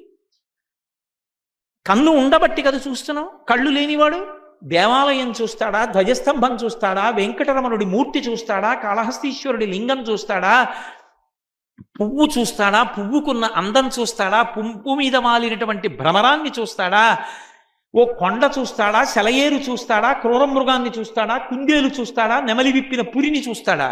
ఏది చూస్తాడు? ఎన్నో సుఖాలు అతనికి లేవు. ఇవన్నీ టికెట్లు పెట్టి కొనుక్కునేవి కావు, బయటికి వెడితే కనపడతాయి. పసిపాపల బోసినోళ్ళు, వాళ్ళ నవ్వులు, ఎంత సంతోషం. ఏది అతను ఎక్కడ చూసుకోగలడు? తన కడుపునే మనవడు పుట్టిన ఆ మనవడు ఎలా ఉన్నాడు, ఒరే అచ్చు నీ పోలికేరా, అన్నా కూడా వాడికి తానే తెలియడు. తన ప్రతిబింబం చూసుకున్నాడా? తన మనవడు ఎలా ఉన్నాడో తెలుసా? ఊహ చేత సంతోషిస్తాడంతే. ఏమిటో ఈ బ్రతుకు అనుకుని, ఈశ్వర ఎప్పుడు వద్దు, ఏ తప్పు చేశానో ఇంకెప్పుడు కళ్ళు లేకుండా పుట్టించకంటాడు. ఎక్కడికన్నా వెళ్ళాలంటే భయం, అడుగు తీసి అడుగేస్తే భయం. ఈశ్వరుడు నాకు 2 కళ్ళు ఇచ్చాడు, ఆ 2 కళ్ళతో చూడగలిగిన శక్తినిచ్చాడు. ఈ సంతోషంగా ఉండడానికి ఇది కారణం కాదు. తింటే అరగక పడిపోతున్న వాళ్ళు ఎందరో ఉన్నారు, తింటే అరిగేట్టు చేస్తున్నాడు. మాట్లాడలేని వాళ్ళు ఎందరో ఉన్నారు, మాట్లాడేటట్టు చేశాడు. పక్కవాడికి ఉపకారం చెయ్యలేని వాళ్ళు ఎందరో ఉన్నారు, పక్కవాడికి ఉపకారం చెయ్యగలిగిన శక్తినిచ్చాడు. ఇంకేమి ఇవ్వాలి ఈశ్వరుడు నాకు? తినడానికి అన్నం ఇచ్చాడు, ఉండడానికి ఇల్లు ఇచ్చాడు, కట్టుకోవడానికి బట్ట ఇచ్చాడు, బయటికి ఇస్తే గౌరవం ఇచ్చాడు. చాలదా? ఈశ్వరా వీటన్నిటికీ కారణం నువ్వు. ఆయన పట్ల పరమ సంతోషంతో నీకు బ్యాంకులో 1 కోటి రూపాయలు ఉన్నాయి, తీసుకొచ్చి తలగడా కింద పెట్టుకుంటావా? ఉన్నాయని సంతోషపడిపోయినట్టే ఈశ్వరుడు నీకు ఇచ్చినవి తలుచుకెందుకు సంతోషించలేవు? ఎక్కడో ఎవడికో ఏదో ఉంది, నాకు అది లేదని ఎందుకు ఏడుస్తావు? నీకు ఇచ్చినవి తలుచుకుని సంతోషంగా ఉండు. కాబట్టి ఆ సంతోషం అనేటటువంటి నీటిని ఆ మనసులో అనబడేటటువంటి కలశంలో పోశాను. అది చూడగలిగినటువంటి మనసు ఉండాలి. కానీ అసలు ఆ ఆనంద ధార వేరు, ఆ సంతోషం వేరు. ఒక కవి అన్నాడు ఒక చోట, తెల్లవారుజామున లేచి అరుణాచలం లాంటి చోట, వెంకటాచలం లాంటి చోట నిలబడితే కొండలన్నీ ఇలా పెన్సిల్తో గీతలు గీసినట్టు కనపడతాయి. చెట్లు కదులుతుంటాయి, జీవులు కదులుతుంటాయి, అన్నీ కదులుతుంటాయి, ఇవి మాత్రం కదలకుండా ఉన్నాయి. ఏమయ్యా కొండ కదలకుండా ఉండడంలో దానికి బాధ లేదు అంటే ఆయన అన్నాడు, కాదు కాదు, కొండ కదలకపోవడం కాదు, మనం 5 నిమిషాలు ధ్యానం చేయలేము. ఆ కొండ నిరంతర ధ్యానంలో అలా ఉండిపోయింది భగవంతుడి గురించి, అందుకే కదలదన్నాడు. చూసే చూపులో ఉంది సంతోషం. పెద్దలు ఒక మాట చెప్తారు, ఒక పిల్లవాడికి తల్లి రోజు చెప్తూ ఉండేది, ఎప్పుడూ భగవంతుడు ఉంటాడు, భగవంతుడు కాపాడుతూ ఉంటాడు నాన్న, బెంగ పెట్టుకోక, ఆయనకి నమస్కారం చేసుకో అనేది. ఒకరోజు ఆకాశం దట్టంగా మబ్బు పట్టింది, పెద్ద వర్షం పడిపోయేటట్టుంది, గాలి. పిల్లవాడు ఒక్కడు రాగలడో రాలేడోనని తల్లి పాఠశాలకు వెళ్ళింది. పిల్లవాడి చేయి పట్టుకుని తీసుకొస్తోంది. పెద్ద వాన మొదలై ఆకాశంలో మెరుపులు మెరుస్తున్నాయి. మెరుపు మెరిసినప్పుడల్లా పిల్లాడి నించుంటున్నాడు, మెరుపు అయిపోగానే మళ్ళీ నడుస్తున్నాడు. తల్లి మెరుపు చూసి భయపడుతున్నాడేమోనని, ఎరా మెరుపు మెరిస్తే ఆగిపోతున్నావేరా, భయపడుతున్నావా, తొందరగా వెళ్ళిపోతాం ఇంటికి, గబగబా అడుగులే అంది. పిల్లాడన్నాడు, భయం ఎందుకమ్మా, నేను భయపడి కాదు ఆగుతున్నదే, భగవంతుడు ఎప్పుడూ నన్ను చూస్తూ ఉంటాడన్నావు కదా, భగవంతుడికి ఇవాళ నువ్వు నేను కలిసి వెడుతూ ఉంటే ఫోటో తీసుకోవాలనిపించింది, ఆ ఫోటోలు తీస్తున్నాడమ్మా, ఫ్లాష్ ఆ మెరుపు, అందుకని నడిస్తే బాగుండదని నిలబడి ఓసారి ఫోటో తీయించుకొని వస్తున్నానన్నాడు. నమ్మడం భక్తి, వాడికి మెరుపు చూస్తే సంతోషం, ఈశ్వరుడు ఫోటో తీస్తున్నాడన్నాడు. నీ మనసులో ఉన్న భావన చేత నీకు ఆ సంతోషం పొంగుతుంటుంది లోపల నుంచి. ఎప్పుడు ఏడుపు, ఏదో లేదు ఏదో లేదు ఏదో లేదు, ఏడుస్తూనే బతికితే అసలు నీకు సంతోషం ఎక్కడుంది లోకంలో? అసలు సంతోషం అన్నదాన్ని అనుభవించలేదు. కాబట్టి ముదమృతా పూర్ణి, సంతోషాన్ని ఆ మనసు నిండా నింపు. ఎలా? ఏదో కొద్దిగా 4 చుక్కలేయడం కాదు, సంతోషం పరిపూర్ణంగా ఉండాలి, పరమానందంగా ఉండు. దాన్ని ఆ మనసనబడేటటువంటి కలశ నిండా పోయి ముదముతా పూర్ణి ప్రసన్నే, ప్రసన్నమైనటువంటి స్థితిలో ఉండు. ప్రసన్నుడవు అన్న మాటకు అర్థం ఏమిటి అంటే నిర్మలత్వము. నిర్మలత్వం అంటే లోపల ఏ విధమైనటువంటి దుష్టభావనలు లేకుండా నీవు ఎప్పుడూ కూడా అంతటా భగవంతుణ్ణి చూడగలిగినటువంటి స్థితిలో ఉండడం నేర్చుకో. శంకరాచార్యుల వారే ఓ చోట అంటారు, నేను దీనుణ్ణి. దీనుడంటే ఏదో లేనివాడు. ఈశ్వర నేను దీనుణ్ణి. ఏ విషయంలో దీనుణ్ణి? నిన్ను పొందడంలో దీనుణ్ణి. నిన్ను పొందలేకపోతున్నాను ఇంకాను. నిన్ను పొందగలిగితే నా అంత ఐశ్వర్యవంతుడు లేడు. కాబట్టి నా ఈ దైన్యము ఎలా పోతుంది? ఆ దైన్యము పోవాలి అంటే ఒక్కటే, బ్రహ్మగారు నా ముఖాన దీనుడు అని రాశాడు. అలా దీనుడు అని వ్రాశాడు కాబట్టి నిన్ను పొందితే నా దైన్యం పోతుంది. కాబట్టి నేను నీ పాదాలు పట్టుకోగలుగుతున్నాను, నీ కోసం నేను వెంపర్లాడుతున్నాను. ఆ దైన్యం అన్నది రాసి ఉండకపోతే నేను నీ పాదాలు పట్టుకోవడానికి ప్రయత్నం చేసేవాడిని కాదు. కాబట్టి బ్రహ్మగారు మమ్మల్ని నీ విషయంలో, నిన్ను పొందడం విషయంలో దీనుడు అని వ్రాయడం చేత భక్తితో వెంటబడ్డాను. కాబట్టి ఆ బ్రహ్మగారి తలలో ఏం చేయకు, వాడికి ఎందుకు దీనుడని రాసావు తల మీద అని కోప్పడకన్నారు. ఎంత సంతోషం చూడండి. నిర్మలత్వం.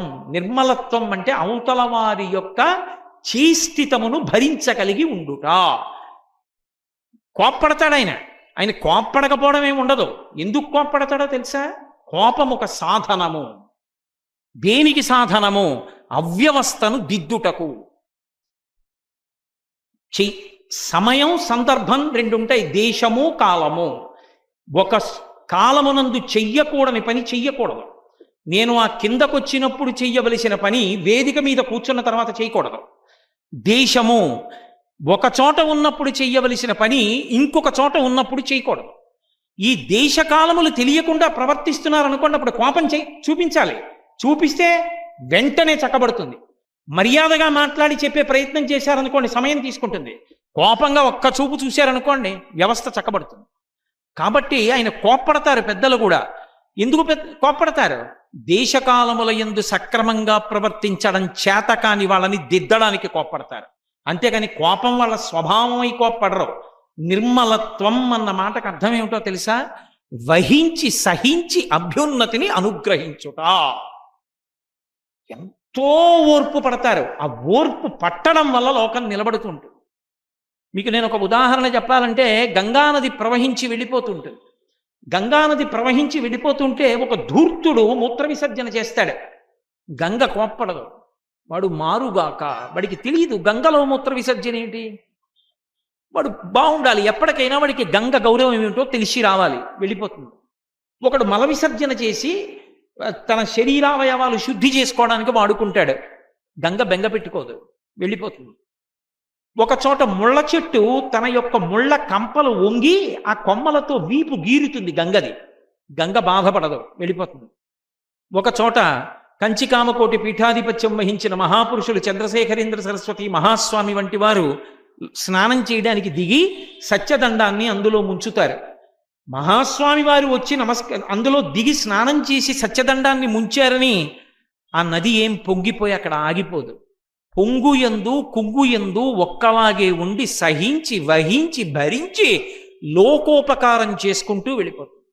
తెలిసో తెలియకో అడుగు పెట్టాడు గంగలో, పుణ్యమే ఇచ్చి వెళ్ళిపోతుందంటే. గంగ ఎలా వెడుతుందో అలా వెళ్ళగలిగిన ప్రజ్ఞ అంకురించడం ప్రసన్నే. ఆ ప్రసన్న భావాన్ని పొంది ఉండడం. ఈశ్వర, నా మనసనబడేటటువంటి కలశంలో 2 రకాల నీళ్లు పోస్తున్నాను. కలశ పెట్టినప్పుడు ఏవో ఒక బురద నీళ్లు తీసుకొచ్చి పొయ్యంగా శుద్ధమైన నీరు పోస్తాను. నా మనసనబడేటటువంటి కలశానికి భక్తో భక్తి గుణావృతే ముదమృతా పూర్ణే ప్రసన్నే. ఆ ప్రసన్నము. రెండవది సంతోషము అనబడేటటువంటి ప్రసన్నత్వము, సంతోషము అనబడేటటువంటి 2 లక్షణములే నీటిగా మార్చి మనస్సనబడేటటువంటి కలశం నిండా నీళ్లు పోశాను. ఇప్పుడు దారాలు కట్టి కలశలో నీళ్లు పోసిన తరువాత దాని మీద ఏముంచాలి? కొబ్బరి బొండం ఉంచాలి. సంస్థాప్య సంవిత్ఫలం. ఇప్పుడు దాని మీద కొబ్బరి బొండం ఉంచాను. ఏమిటి ఆ కొబ్బరి బొండం? కొబ్బరి బొండానికి ఒక్కదానికే ఒక పేరుంది లోకంలో, పూర్ణఫలం అంటారు. అందుకే కొబ్బరి బొండం దానం చేస్తే పూర్ణ ఫలాన్ని దానం చేసినట్టు. పూజకు కూర్చుంటున్నాడు అనుకోండి, చేతిలో ముందు కొబ్బరి బొండం పట్టుకుని నించుంటారు. నించుని కొబ్బరి బొండం బ్రహ్మస్థానానికి ఇచ్చి అప్పుడు కూర్చుంటారు. పూర్ణ ఫలాన్ని ఇస్తే పూర్ణత్వము అని గుర్తు. కొబ్బరి చెట్టుకి ఉన్నంత కృతజ్ఞతా బుద్ధి లోకంలో ఇంకా ఏ చెట్టుకి లేదు అంటారు. ఎందుచేత అంటే చెట్లన్నిటికీ నీళ్లు పోస్తాం, పోసిన ఆ నీరు పీల్చుకుని పెరిగినటువంటి చెట్లు అన్నీ కృతజ్ఞతతో ఉంటాయా అంటే చెప్పడం కష్టం. కొబ్బరి చెట్టు నీళ్లు పోస్తే నేను బ్రతికానని ఆ నీటిని భూమి నుంచి రంధ్రాల గుండా పైకి లాగుతూ బొండంలోకి నింపుకుంటుంది, ఎక్కడో దాస్తుంది. ఆ కొబ్బరి బొండంలో ఉన్న నీళ్లు పసిపిల్లల దగ్గర నుంచి వృద్ధుల వరకు తాగి జీవిస్తారు. నీటిని పోసి బతికించినందుకు నీటితో లోకాన్ని బతికిస్తూ ఉంటుంది కొబ్బరి బొండం. అది పూర్ణఫలం ఎందుకైంది అంటే, అది బాగా లోపల ఉన్నటువంటి కాయ ముదిరిపోయింది అనుకోండి, పెచ్చుకి అంటుకుపోయినటువంటి కొబ్బరి తనంత తాను ఊడిపోతుంది. ముక్క ముక్కలుగా కాదు, మొత్తం కొబ్బరి అంతా కలిసి కుళ్ళి అయిపోయింది అంటారు, ఊడిపోతుంది. ఊడిపోయి కొబ్బరికాయని పట్టుకుని ఇలా అన్నారనుకోండి గుడుగుడు గుడుగుడు గుడుగుడు ఆడుతుంది. అప్పుడు కొబ్బరికాయ పగల కొడితే పెంకు ఒకటి ఊడిపోతుంది, గుండ్రంగా కొబ్బరి కురిడి అయి బయటికి వస్తుంది. కురిడి కొయ్యడం కానీ తినడం కానీ చెయ్యరు. కురిడి దేనికి ఉపయోగిస్తారంటే రెండు కార్యాలకు ఉపయోగిస్తారు. ఒకటి, మహాత్ములు పెద్దలు వచ్చినప్పుడు తాంబూలంలో ఉంచి కురిడివి దానం చేస్తారు. 2 పూర్ణాహుతిలో వేసేస్తారు. ఎక్కువగా కురిడి దేనికి వాడతారంటే పూర్ణాహుతికి. యజ్ఞం అంతా అయిపోయిన తర్వాత పూర్ణాహుతి చేస్తారు. పూర్ణాహుతిలో కొబ్బరి చెక్కలు వేరు, కురిడి తీసుకొచ్చి వేస్తారు. పూర్ణాహుతి అంటే పూర్ణం అంటే ఎక్కడ బయలుదేరిందో అక్కడికి వచ్చేస్తే పూర్ణం. నేను ఇలా మొదలుపెట్టి ఇలా అన్నాను అనుకోండి, ఎక్కడ బయలుదేరానో అక్కడికి వచ్చేసాను, అప్పుడు పూర్ణం. ఆ పూర్ణమయ్యాడన్న మాటకి గుర్తేమిటంటే, ఏ భగవంతుడి దగ్గర నుంచి కిందకి జారిపోయి నేను జీవుణ్ణి అంటూ తిరుగుతున్నాడో వాడు నేను జీవుణ్ణి కాదు బ్రహ్మాన్ని అది జ్ఞానము చేత తెలుసుకుంటే జీవబ్రహ్మైక్య సిద్ధి కలిగితే పూర్ణం. అందుకే జ్ఞానమూర్తులైన వాళ్ళందరూ కూడా, దేవతలు కూడా ఇలా ముద్ర పడతారు. ఇది ఇలా ఉందనుకోండి, వేలు నువ్వు నేను వేరు చేస్తుంది. ఇది వంగిపోయి బొటనవేలుతో కలిసిపోయింది అనుకోండి, సత్వరజస్తమో గుణాలకి, జాగ్రత్త స్వప్న సుషుప్తులకు, భూత భవిష్యత్ వర్తమాన కాలములకు సాక్షి అయిపోయి పూర్ణమైపోతుంది, సున్నైపోతుంది. పూర్ణమద పూర్ణమిదం పూర్ణాత్ పూర్ణముదచ్యతే పూర్ణస్య పూర్ణమాదాయ పూర్ణమివావశిష్యతే. ఆ పూర్ణమైపోయినటువంటి ముద్ర పడతారు. అది చిన్ముద్ర అంటారు. అయ్యప్ప స్వామి పడతారు చిన్ముద్ర. అది తత్వమసి మహావాక్యం యజుర్వేదం యొక్క చివరి ఉంటుంది, తత్వం అసి అది నీవై ఉన్నావు అని. ఆ తత్వమసి మహావాక్యాన్ని ఆవిష్కరించేటటువంటి ఆ చిన్ముద్ర పూర్ణత్వానికి గుర్తు. ఆ పూర్ణత్వం కొబ్బరి బొండంలో చెప్తారు, పూర్ణఫలం అని పేరు. ఎందుచేతనంటే మీరు లోకంలో ఏ కాయ తీసుకోండి పండిపోతుంది. పండిపోయితే ఏమవుతుందంటే లోపల గట్టిగా ఉన్న గుజ్జు రసంగా మారిపోతుంది, కన్నం పెడితే కారిపోయేటట్టుగా అయిపోతుంది. మామిడికాయ గట్టిగా ఉంటుంది, మామిడి పండు రసం అయిపోతుంది.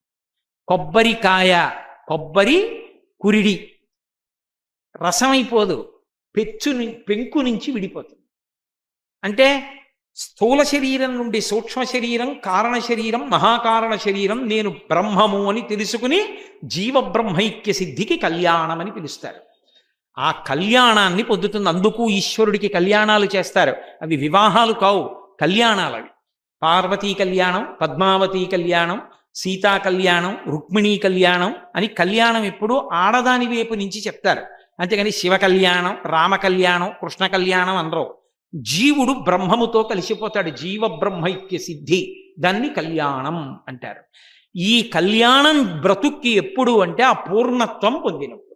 ఆ పూర్ణత్వానికి గుర్తేది కొబ్బరి బొండం. అందుకని శంకరాచార్యుల వారు అంటున్నారు నారికేళం అనలేదు ఆయన. నారికేళం, నాళికేరం 2 పేర్లున్నాయి. నారికేళం మనం వాడతాం, నాళికేరం అని కూడా పేరుంది కొబ్బరి బొండానికి. కొబ్బరికాయకి నాళికేర ఫలము అని ఒక పేరు. ఎందుచేత అంటే అది గెలలతో కాస్తుంది కాబట్టి ఆ పేరు వచ్చింది. నీటిని పీలుస్తుంది కాబట్టి నారికేళం అని పేరు వచ్చింది. 2 పేర్లు ఉన్నాయి. లోకంలో నారికేళం అన్న పేరే ప్రసిద్ధి చెందింది. కాబట్టి ఇప్పుడు ఆ కొబ్బరి బొండాన్ని నా మనస్సు అనబడేటటువంటి కలశలో సంతోషము, నిర్మలత్వము అనబడేటటువంటి నీళ్లు నిండా పోసి జ్ఞానము అనబడేటటువంటి ఆ కొబ్బరి బొండాన్ని ఉంచాను. ఈ కొబ్బరి బొండాన్ని ఉంచే ముందు ఏం చేశాను? భక్తో భక్తి గుణావృతే ముదమృతా పూర్ణే ప్రసన్నే సాంబతవాంఘ్రి పల్లవయుగం సంస్థాప్య సంవిత్ఫలం. పార్వతీ పరమేశ్వరుల యొక్క పాదములనబడేటటువంటి మామిడి చివుళ్ళు ఉంచాను. మామిడి ఆకు చివరి భాగం పైకొచ్చేట్టుగా పెట్టి మండ లోపలికి పెడతారు. పూర్ణ కుంభంలో ఎప్పుడూ కూడా మండ కిందకుంటుంది, ఆకులు ఇలా పైకుంటాయి. అవే పార్వతీ పరమేశ్వర పదద్వందం. అందుకే ముట్టుకుని నమస్కారం చేసి లోపలికి వస్తారు వచ్చినప్పుడు పూర్ణకుంభానికి. నా మనస్సులో పార్వతీ పరమేశ్వరుల యొక్క పాదములనబడేటటువంటి మామిడి చిగుర్లు ఉంచాను ఆ కలశలో. ఈ మనసే కలశం. ఇందులో ఏమున్నాయి? పార్వతీ పరమేశ్వరుల యొక్క పాదములు ఉన్నాయి. అంటే ఇందులో ఒక చమత్కారం ఉంది. సాధారణంగా మనం తుమ్మెద అవ్వాలి, భగవంతుడు పువ్వు అవుతాడు. బాగా జ్ఞాపకం పెట్టుకోండి నేను చెప్పేది. భగవంతుడు ఎప్పుడూ పువ్వు, మనం ఎప్పుడూ తుమ్మెద, అంతే సిద్ధాంతం. అందుకే హృదయారవిందం, నయనారవిందం, హస్తారవిందం, పాదారవిందం అంటాం. చెయ్యి తామర పువ్వు, కన్ను తామర పువ్వు, ముఖం తామర పువ్వు, అన్నీ తామర పూలే. అలా ఎలా ఉంటాయి? చేతులు తామర పూల్లో ఉంటాయా, కాళ్ళు తామర పూల్లో ఉంటాయా? మరి ఎందుకు తామర పూలు ఎందుకయ్యాయి అంటే మనం షట్పదం అవ్వాలి, మనం తుమ్మెద అవ్వాలి. ఎలా తుమ్మెద? తుమ్మెద 6 కాళ్లతో ఉంటుంది, అందుకని సంస్కృతంలో షట్పదం అంటారు. మనం 6 కాళ్ల తుమ్మెదై భగవంతుని యొక్క ఆ పద్మములనబడేటటువంటి అవయవముల మీద వాలాలి. సారగ్రాహి అంటే తేనె పీల్చుకోవాలి. అంటే ఇప్పుడు నేను నా పంచేంద్రియములు, కళ్ళు, ముక్కు, చెవులు, నాలుక, చర్మము, మనస్సు, ఈ 6టితో వాలాలి భగవంతుడి పాదాల మీద. ఎలా వాలాలో శంకరాచార్యుల వారే చెప్తారు చోట. కదా కాలే మాత కదయ కలిత లక్తకరసం పిబేయం విద్యార్థి తవ చరణ నిర్ణే జల జలం ప్రకృత్యా మూకానామపి చ కవిత కారణతయా అంటారు. పార్వతీ పరమేశ్వరుల యొక్క పాదాలు కడగడానికి నేను ఒక పెద్ద బంగారు పాత్ర తెచ్చి అలా పీఠం మీద పెట్టాను. పార్వతీదేవి తన చీర తడవకుండా కొద్దిగా ఇలా పైకెత్తి, భగవంతుడు పరమేశ్వరుడు కూడా పట్టుపంచ పైకెత్తి వాళ్ళిద్దరి కాళ్ళు ఆ పాత్రలో పెట్టారు. నా భార్య బంగారు కలశతో నీళ్లు పోసింది. ఇప్పుడు ఆ నీళ్లలో ఇద్దరి పాదాలు నిండిపోయి. నిజంగా ఎదురుగుండా ఉందా? అలాగా లేదు. నేను కళ్ళు మూసుకొని ధ్యానం చేస్తుంటే తను పోసింది నీళ్లలో వాళ్ళిద్దరి పాదాలు కనపడుతున్నాయి. నేను నా కుడి చేత్తో పరమశివుడి యొక్క 2 పాదాలు కడిగాను, అమ్మవారి 2 పాదాలు కడిగాను. ఇప్పుడు నీళ్ళు ఏమవుతాయి? అప్పటి వరకు స్వచ్ఛంగా ఉన్న నీళ్లు పరమశివుని యొక్క పాదములకు అలదపడినటువంటి గంధము, ఆయన పాదముల మీద పెట్టినటువంటి పారాణి కరిగిపోతుంది. తెల్లటి పాదాలు ఇప్పుడు ఆ చందనము, ఆ పారాణి కరిగిపోతాయి. అమ్మవారి పాదాలు 2 కడిగితే ఆవిడ పాదాలకున్న పసుపు, పారాణి అందులో కరుగుతాయి. కరిగితే ఇప్పుడు ఆ నీళ్లు పసుపు రంగు, ఎరుపు రంగుతో మిళితమైపోతాయి. ఇప్పుడు ఆ నీళ్లు నేను ఉద్ధరిణితో ఇలా తీసుకుని చేతిలో పోసుకుని లోపలికి పుచ్చుకుంటున్నాను. వాళ్ళ పాదాలకి దివ్యమైన సువాసన ఉంటుంది. అప్పుడు ఆ తీర్థానికి అపారమైన సువాసన. నేను ఆ తీర్థం లోపలికి పుచ్చుకున్నాను. ఇప్పుడు చెప్పండి, నేను అలా ధ్యానం చేస్తున్నప్పుడు ఈ కన్ను చూడదు. ఈ కన్ను లోపలున్న కన్ను పాదాలు చూస్తోంది. ఈ ముక్కు పై వాసన చూడదు, ఆ కడిగిన నీటి వాసన చూస్తోంది. చెవి ఈ పైన ఉన్న చప్పుడు వినదు. పాలండి అంటాడు ఎవరో, కానీ అది వినదు. నా భార్య బంగారు పాత్రతో నీళ్లు పోస్తున్నప్పుడు దాని చేతికున్న గాజుల సవ్వడి నాకు వినపడుతుంది. నిజంగా పక్కనుందా? లేదు, కానీ అది వింటోంది చెవి. నాలుక ఆ తీర్థం యొక్క రుచిని చెప్తోంది. మంచి బ్రహ్మాండమైన పువ్వుల వాసనతో ఉంది, ఆ పసుపు వాసనతో తీర్థం రుచిని చెప్తోంది. స్పర్శ పార్వతీ పరమేశ్వరుల పాదములు ముట్టుకున్నప్పుడు మెత్తగా తగిలిన స్పర్శ చెప్తోంది. ఇప్పుడు చెప్పండి, నాకు నిజంగా అక్కడ ఉన్నాయా? నిజంగా నా కళ్ళు చూశాయా? ఈ మాంసనేత్రం చూడలేదు, లోనేత్రము చూసింది. ముక్కు వాసన చూసిందా? లోముక్కు వాసన చూసింది. ఈ 5 ఎక్కడి నుంచి వచ్చాయి? ఈ కన్ను, ఈ ముక్కు, ఈ చెవి, ఈ నాలుక, ఈ చర్మం మనసు పట్టుకుని వచ్చింది. ఈ 5 ఈ మనసు 6 కలిసి షట్పదమై తుమ్మెదై కాళ్ళ మీద వాలతావా, కళ్ళ మీద వాలతావా, నుదురు మీద వాలతావా, ముఖం మీద వాలతావా, గుండె మీద వాలతావా, చేతి మీద వాలతావా, నీ ఇష్టం. ఆయన అవయవాల్లో ఎక్కడ వాలినా కదలకుండా అలా ఉండిపోయి బాహ్యస్పర్శ లేకుండా పరవశించిపోతూ చూస్తున్నాడు అనుకోండి. అప్పుడు తాను తుమ్మెదయ్యాడు, భగవంతుడు పద్మమయ్యాడు. అందుకని మనసు తుమ్మెదవుతుంది. అందుకని భగవంతుడు అవయవాలన్నీ పద్మం పద్మం పద్మం అనడానికి కారణం అది. అప్పుడు ఆ మాధుర్యం నీకు అర్థమవుతుంది. వదనం మధురం మదరం మధురం మధురాధిపతే. మధురం మధురం అంటే తీయగా ఉంటాయి, కళ్ళు తీయగా ఉంటాయి, ముక్కు తీయగా ఉంటుందని కాదు దాని అర్థం. పరవశించిపోతే లోపల ఆ ధ్యానమునందవలా కనపడుతుంటే ఆ ఆనందం లోపల పట్టకపోతే ఆ మధురం మధురం మధురం మధురం మధురాధిపతే మధురం మధురం అని పొంగిపోతాడు. అన్ని మాటలు మధురం ఆంబ్రేడితం అవుతుంది, తిరుగుతుంది. అది భగవంతుని అవయవములు పద్మములు, మనం తుమ్మెద. ఇంకొక చమత్కారంలో ఏమవ్వాలంటే మన మనస్సు పద్మం అవ్వాలి, భగవంతుడు తుమ్మెదవ్వాలి. మన మనసు పద్మం ఎప్పుడవుతుంది? ఆ పద్మమనబడేటటువంటి మనసు నిండా భక్తి అన్న తేనె ఉందనుకోండి, ఆ పద్మంలో ఉండే తేనె తాగడానికి ఒక్క తుమ్మెద తప్ప ఇంకా ఏదీ రాదు. ఒక చెరువులో పద్మం మొగ్గ వేసి పద్మం విచ్చుకుందనుకోండి తెల్లారకట్ట, దాని నిండా తేనె ఉంటుంది. ఆ తేనె తాగడానికి ఆ పద్మంతోనే కలిసి పుట్టినటువంటి చాపకి తెలియదు ఉందని, తాగదు కూడా. కప్పకి తెలియదు, పీతకి తెలియదు, పురుగులకి తెలియదు, దోమలకి తెలియదు, ఈగలకి తెలియదు. ఎవరికి తెలుసు? పక్కన అరణ్యంలో ఉన్న తుమ్మెదికి తెలుసు. అది ఎగిరి ఎగిరి ఎగిరి ఎగిరి వచ్చి ఈ పద్మం మీద వాలి అందులో ఉన్నటువంటి ఆ తేనెని కడుపు నిండా తాగుతుంది. పార్వతీ పరమేశ్వరులు ఇక్కడికి వచ్చి ఎప్పుడు వాళ్తారు? వాళ్ళ కాళ్ళు ఇక్కడ ఎప్పుడు పెడతాడు? ఇక్కడికి వచ్చి కూర్చోవాలంటే వాళ్ళు రావాలి కదా. అయ్యా మా ఇంట్లో కాలు పెట్టండి అంటారు. మా ఇంట్లో కాలు పెట్టండి అంటే నేను వీధుల నుంచి కాలు ఒట్టి పెట్టమనే, మా ఇంట్లోకి రెండని. వాళ్ళ కాళ్ళు ఇక్కడ పెట్టారంటే వాళ్ళు ఎప్పుడు వస్తారు ఇక్కడికి? ఇక్కడ ఉన్నటువంటి పద్మమంతా భక్తి అన్న తేనెతో నిండిపోతే ఆయన 9 అయ్యి వస్తాడు. ఆయన 9 ఎందుకు అవుతాడు? ఆవిడ 9 అయింది కాబట్టి. ఆవిడ ఎక్కడ 9 అయింది? భ్రమరాంబ 9. శ్రీశైలంలో భ్రమరాంబ మరి 9 కాదు. భార్య 9 అయితే భర్త మనుష్యుడు అవుతాడేంటి? ఆయన గండు 9 అయ్యాడు, ఆయన మగ 9 అయ్యాడు. ఇప్పుడు 9 భర్త, మగ 9 ఆడ 9 కలిసి ఈ లోపల ఉన్నటువంటి హృదయ పద్మంలో ఉన్న భక్తి అన్న తేనె కోసం వెతుక్కుంటూ వెతుక్కుంటూ వెతుక్కుంటూ వచ్చి ఇక్కడే వాళ్తారు. వాలి ఎప్పుడో తేనె తాగను కూర్చోను, తేనె తాగను కూర్చోను. అందులోకి మళ్ళీ ఏమైనా అక్కర్లేని విషయాలు చేరిపోయాయి అనుకోండి, అబ్బాయి ఈ పద్మంలో తేనె లేదని ఎగిరిపోతాయి. ఎప్పుడు భక్తి అన్న తేనె ఉందనుకోండి అలాగే కూర్చుంటాయి. అదే శంకరుడు శివానంద లహరిలో చోట చెప్తారు, భృంగీచ్ఛా నటనోత్కట కరిమదగ్రాహీ స్ఫురన్మాధవ లాదో నాదయుతో మహాసితవపు పంచేషు నాచాధృత సత్పక్ష సుమనోవనేషు సపునః సాక్షాన్ మదీయే మనో రాజీవే భ్రమరాధిపో విహరతాం శ్రీశైలవాసీ విభు అని పిలిచారు. ఓ శ్రీశైలవాసి, మగ 9 ఆడ 9లై మీరు పార్వతీదేవి కలిసి వచ్చి సారగ్రాహులై నా హృదయ పద్మమనందున్న భక్తి అన్న తేనెని తాగి పులకించి సంతోషంగా కూర్చోండి అన్నారు.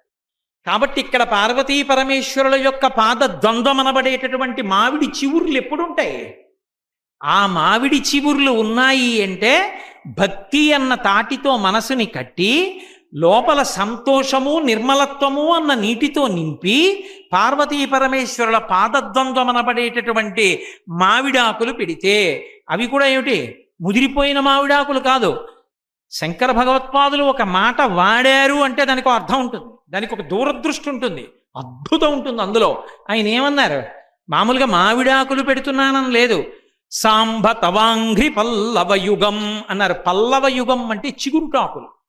చిగురుటాకులు మావిడి చిగురు వచ్చింది అనుకోండి, మావిడి చిగురాకు వస్తే దాన్ని తినే లక్షణము దానికి ఉంది. ఓ చిన్ని ముక్క కొరికి పరమ సంతోషపడిపోయి మావిడి చిగురు వేసిందని కోయిల పాట పాడుతుంది. కోయిల పాట పాడితే లోకం ఆనందిస్తుంది.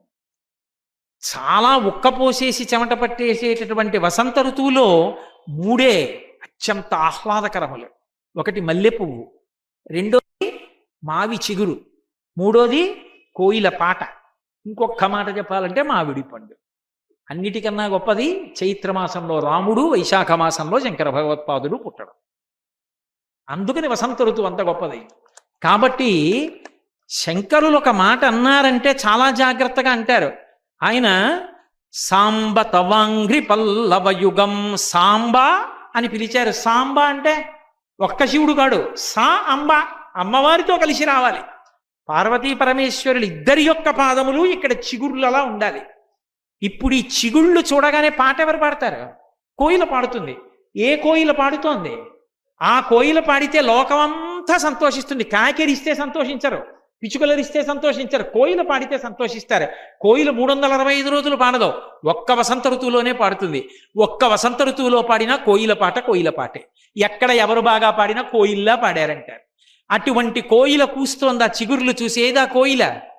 శంకరాచార్యుల వారు అనబడేటటువంటి కోకిల కూస్తోంది. కాబట్టి ఇక్కడ భక్తో భక్తి గుణావృతే ముదమృతా పూర్ణే మన ప్రసన్నే మన కుంభే సాంబ తవాంగ్రి పల్లవయుగం సంస్థాప్య సంవిత్ఫలం సత్వం మంత్రముదీరయన్. పూర్ణకుంభం పెట్టి పుణ్యాహవాచనం చేసిన తర్వాత ఏం చేస్తాం?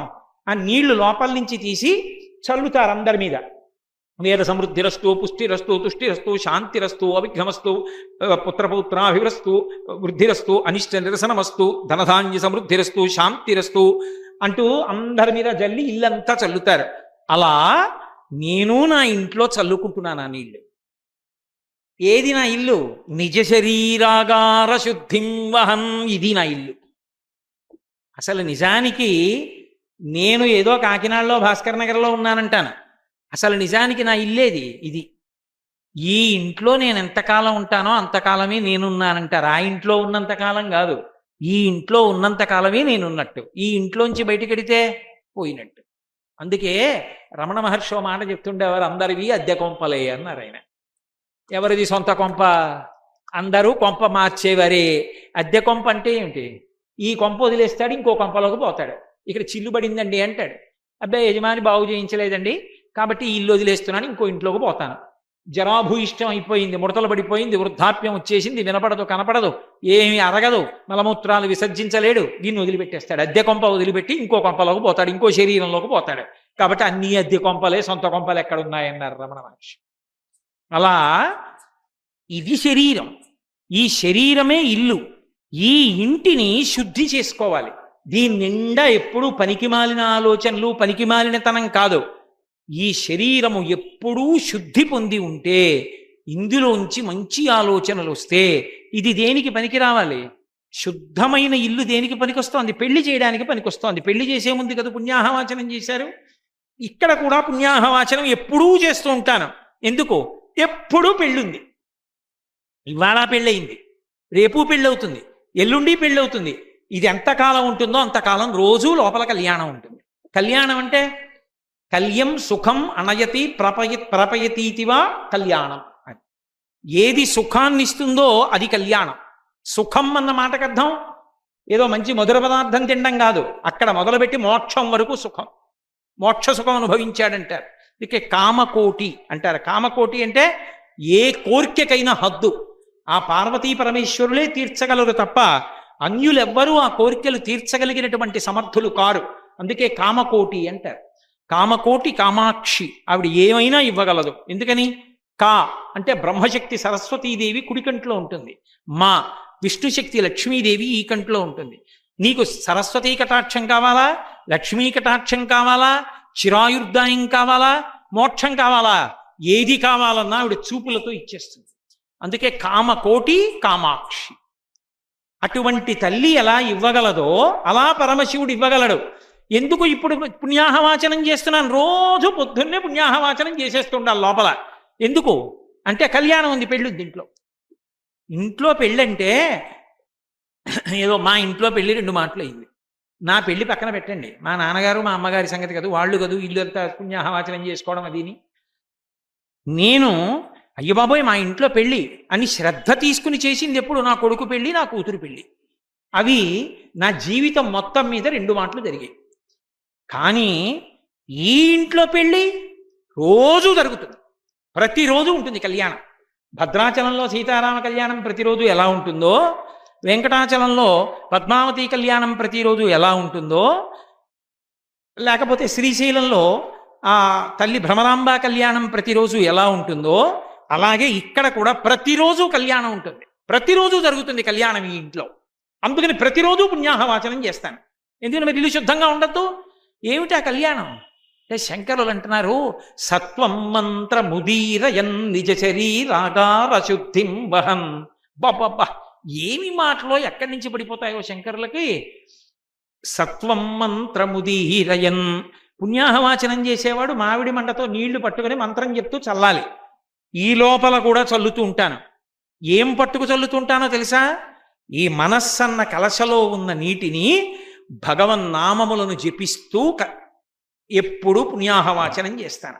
అంటే నిద్రలేస్తూ శ్రీహరి శ్రీహరి శ్రీహరి, నిద్రపోతూ శివ శివ శివ శివ అని 11 మాటలు, మధ్యలో అవకాశం ఉన్నప్పుడల్లా గోవిందా గోవిందా గోవిందా శ్రీ మహావిష్ణో శ్రీరామ శ్రీరామ శ్రీరామ అంటూ ఎప్పుడెప్పుడు ఎక్కడెక్కడ అవకాశం ఉంటే అక్కడక్కడ భగవన్నామాన్ని పలుకుతూ ఉంటాను. ఈ భగవన్నామం పలకడమే ఈ శరీరాన్నంతటినీ కూడా, ఈ ఇంటిని శుద్ధి చేసుకోవడం. ఇప్పుడు ఈ ఇల్లంతా శుద్ధయింది, కళ్యాణం అవ్వాలి. సత్వం మంత్రముదీరయన్ నిజ శరీరాగార శుద్ధిం వహన్ కళ్యాణం ప్రకటీకరోమి. అయ్యా మా ఇంట్లో పెళ్ళి, మీ అందరు రండి అంటాను. మా ఇంట్లో కళ్యాణం, ఇక్కడ లోపల కళ్యాణం జరుగుతోంది, రండి రండి రండి రండి అని పిలుస్తున్నాను. ఏమిటి లోపల కళ్యాణం? ఇక్కడ కళ్యాణం జరగాలంటే నేను మగపెళ్లివారైతే ఆడపెళ్లివారు రావాలి, నేను ఆడపెళ్లివారైతే మగపెళ్లివారు రావాలి. అసలు నేను ఆడపెళ్లివారా మగపెళ్లివారా? కళ్యాణమునందు ఎప్పుడూ మనం ఆడపెళ్లివారమే. ఇంట్లో పెళ్లి చేస్తే మగపెళ్లివారు ఆడపెళ్లివారు అని ఉంటారు. కాబట్టి కళ్యాణం చేసేటప్పుడు ఎవ్వరూ మగపెళ్లివారు కారు. జీవుడు ఎప్పుడూ ఆడదంతో చెప్పబడతాడు. జీవుడు ఆడది కాబట్టి భగవంతుడితో చేరిపోవాలి. భగవంతుడు ఒక్కడే పురుషుడు. పతిం విశ్వస్యాత్మేశ్వరగం శాశ్వతగం శివమచ్యుతం. జీవుడికి పరమాత్మకి భేదం ఉంటుందని కాదు, రెండు కలిసిపోయాయన్న సత్యం, అభేదం అన్న సత్యం తెలియడమే కళ్యాణం. జీవ బ్రహ్మైక్య సిద్ధికి కళ్యాణం అని పేరు.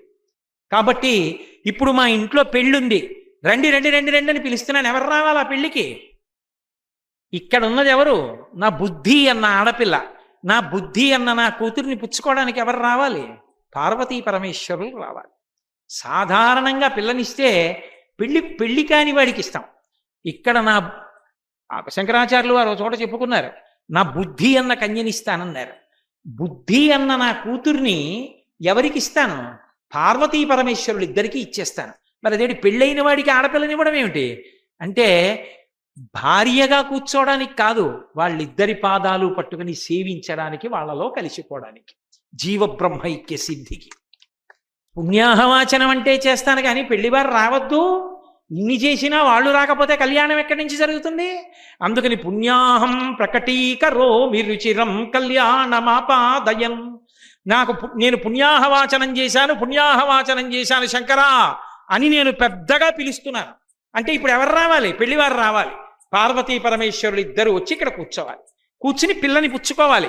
కన్యాదానం ఆయన పుచ్చుకుంటే కదా పెళ్లి పూర్తవుతుంది. నేను ఇస్తానంటే మాత్రం పెళ్ళి ఎక్కడవుతుంది?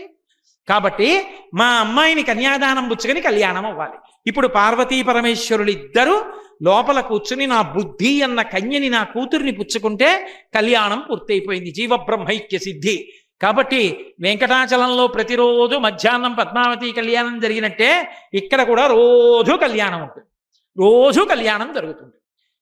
పెళ్లివారిల్లు అని ఏడాదిలో ఎప్పుడో ఒక మాట రెండు మాటలు అంటారు. ఇది ఎప్పుడూ పెళ్లివారిల్లే, ఎప్పుడూ హడావిడే. పొద్దున్న కాచాయని వ్రతాలు, సాయంకాలం ప్రవచనాలు, వచ్చేవాళ్ళు వెళ్ళేవాళ్ళు ఎప్పుడూ కళ్యాణమే.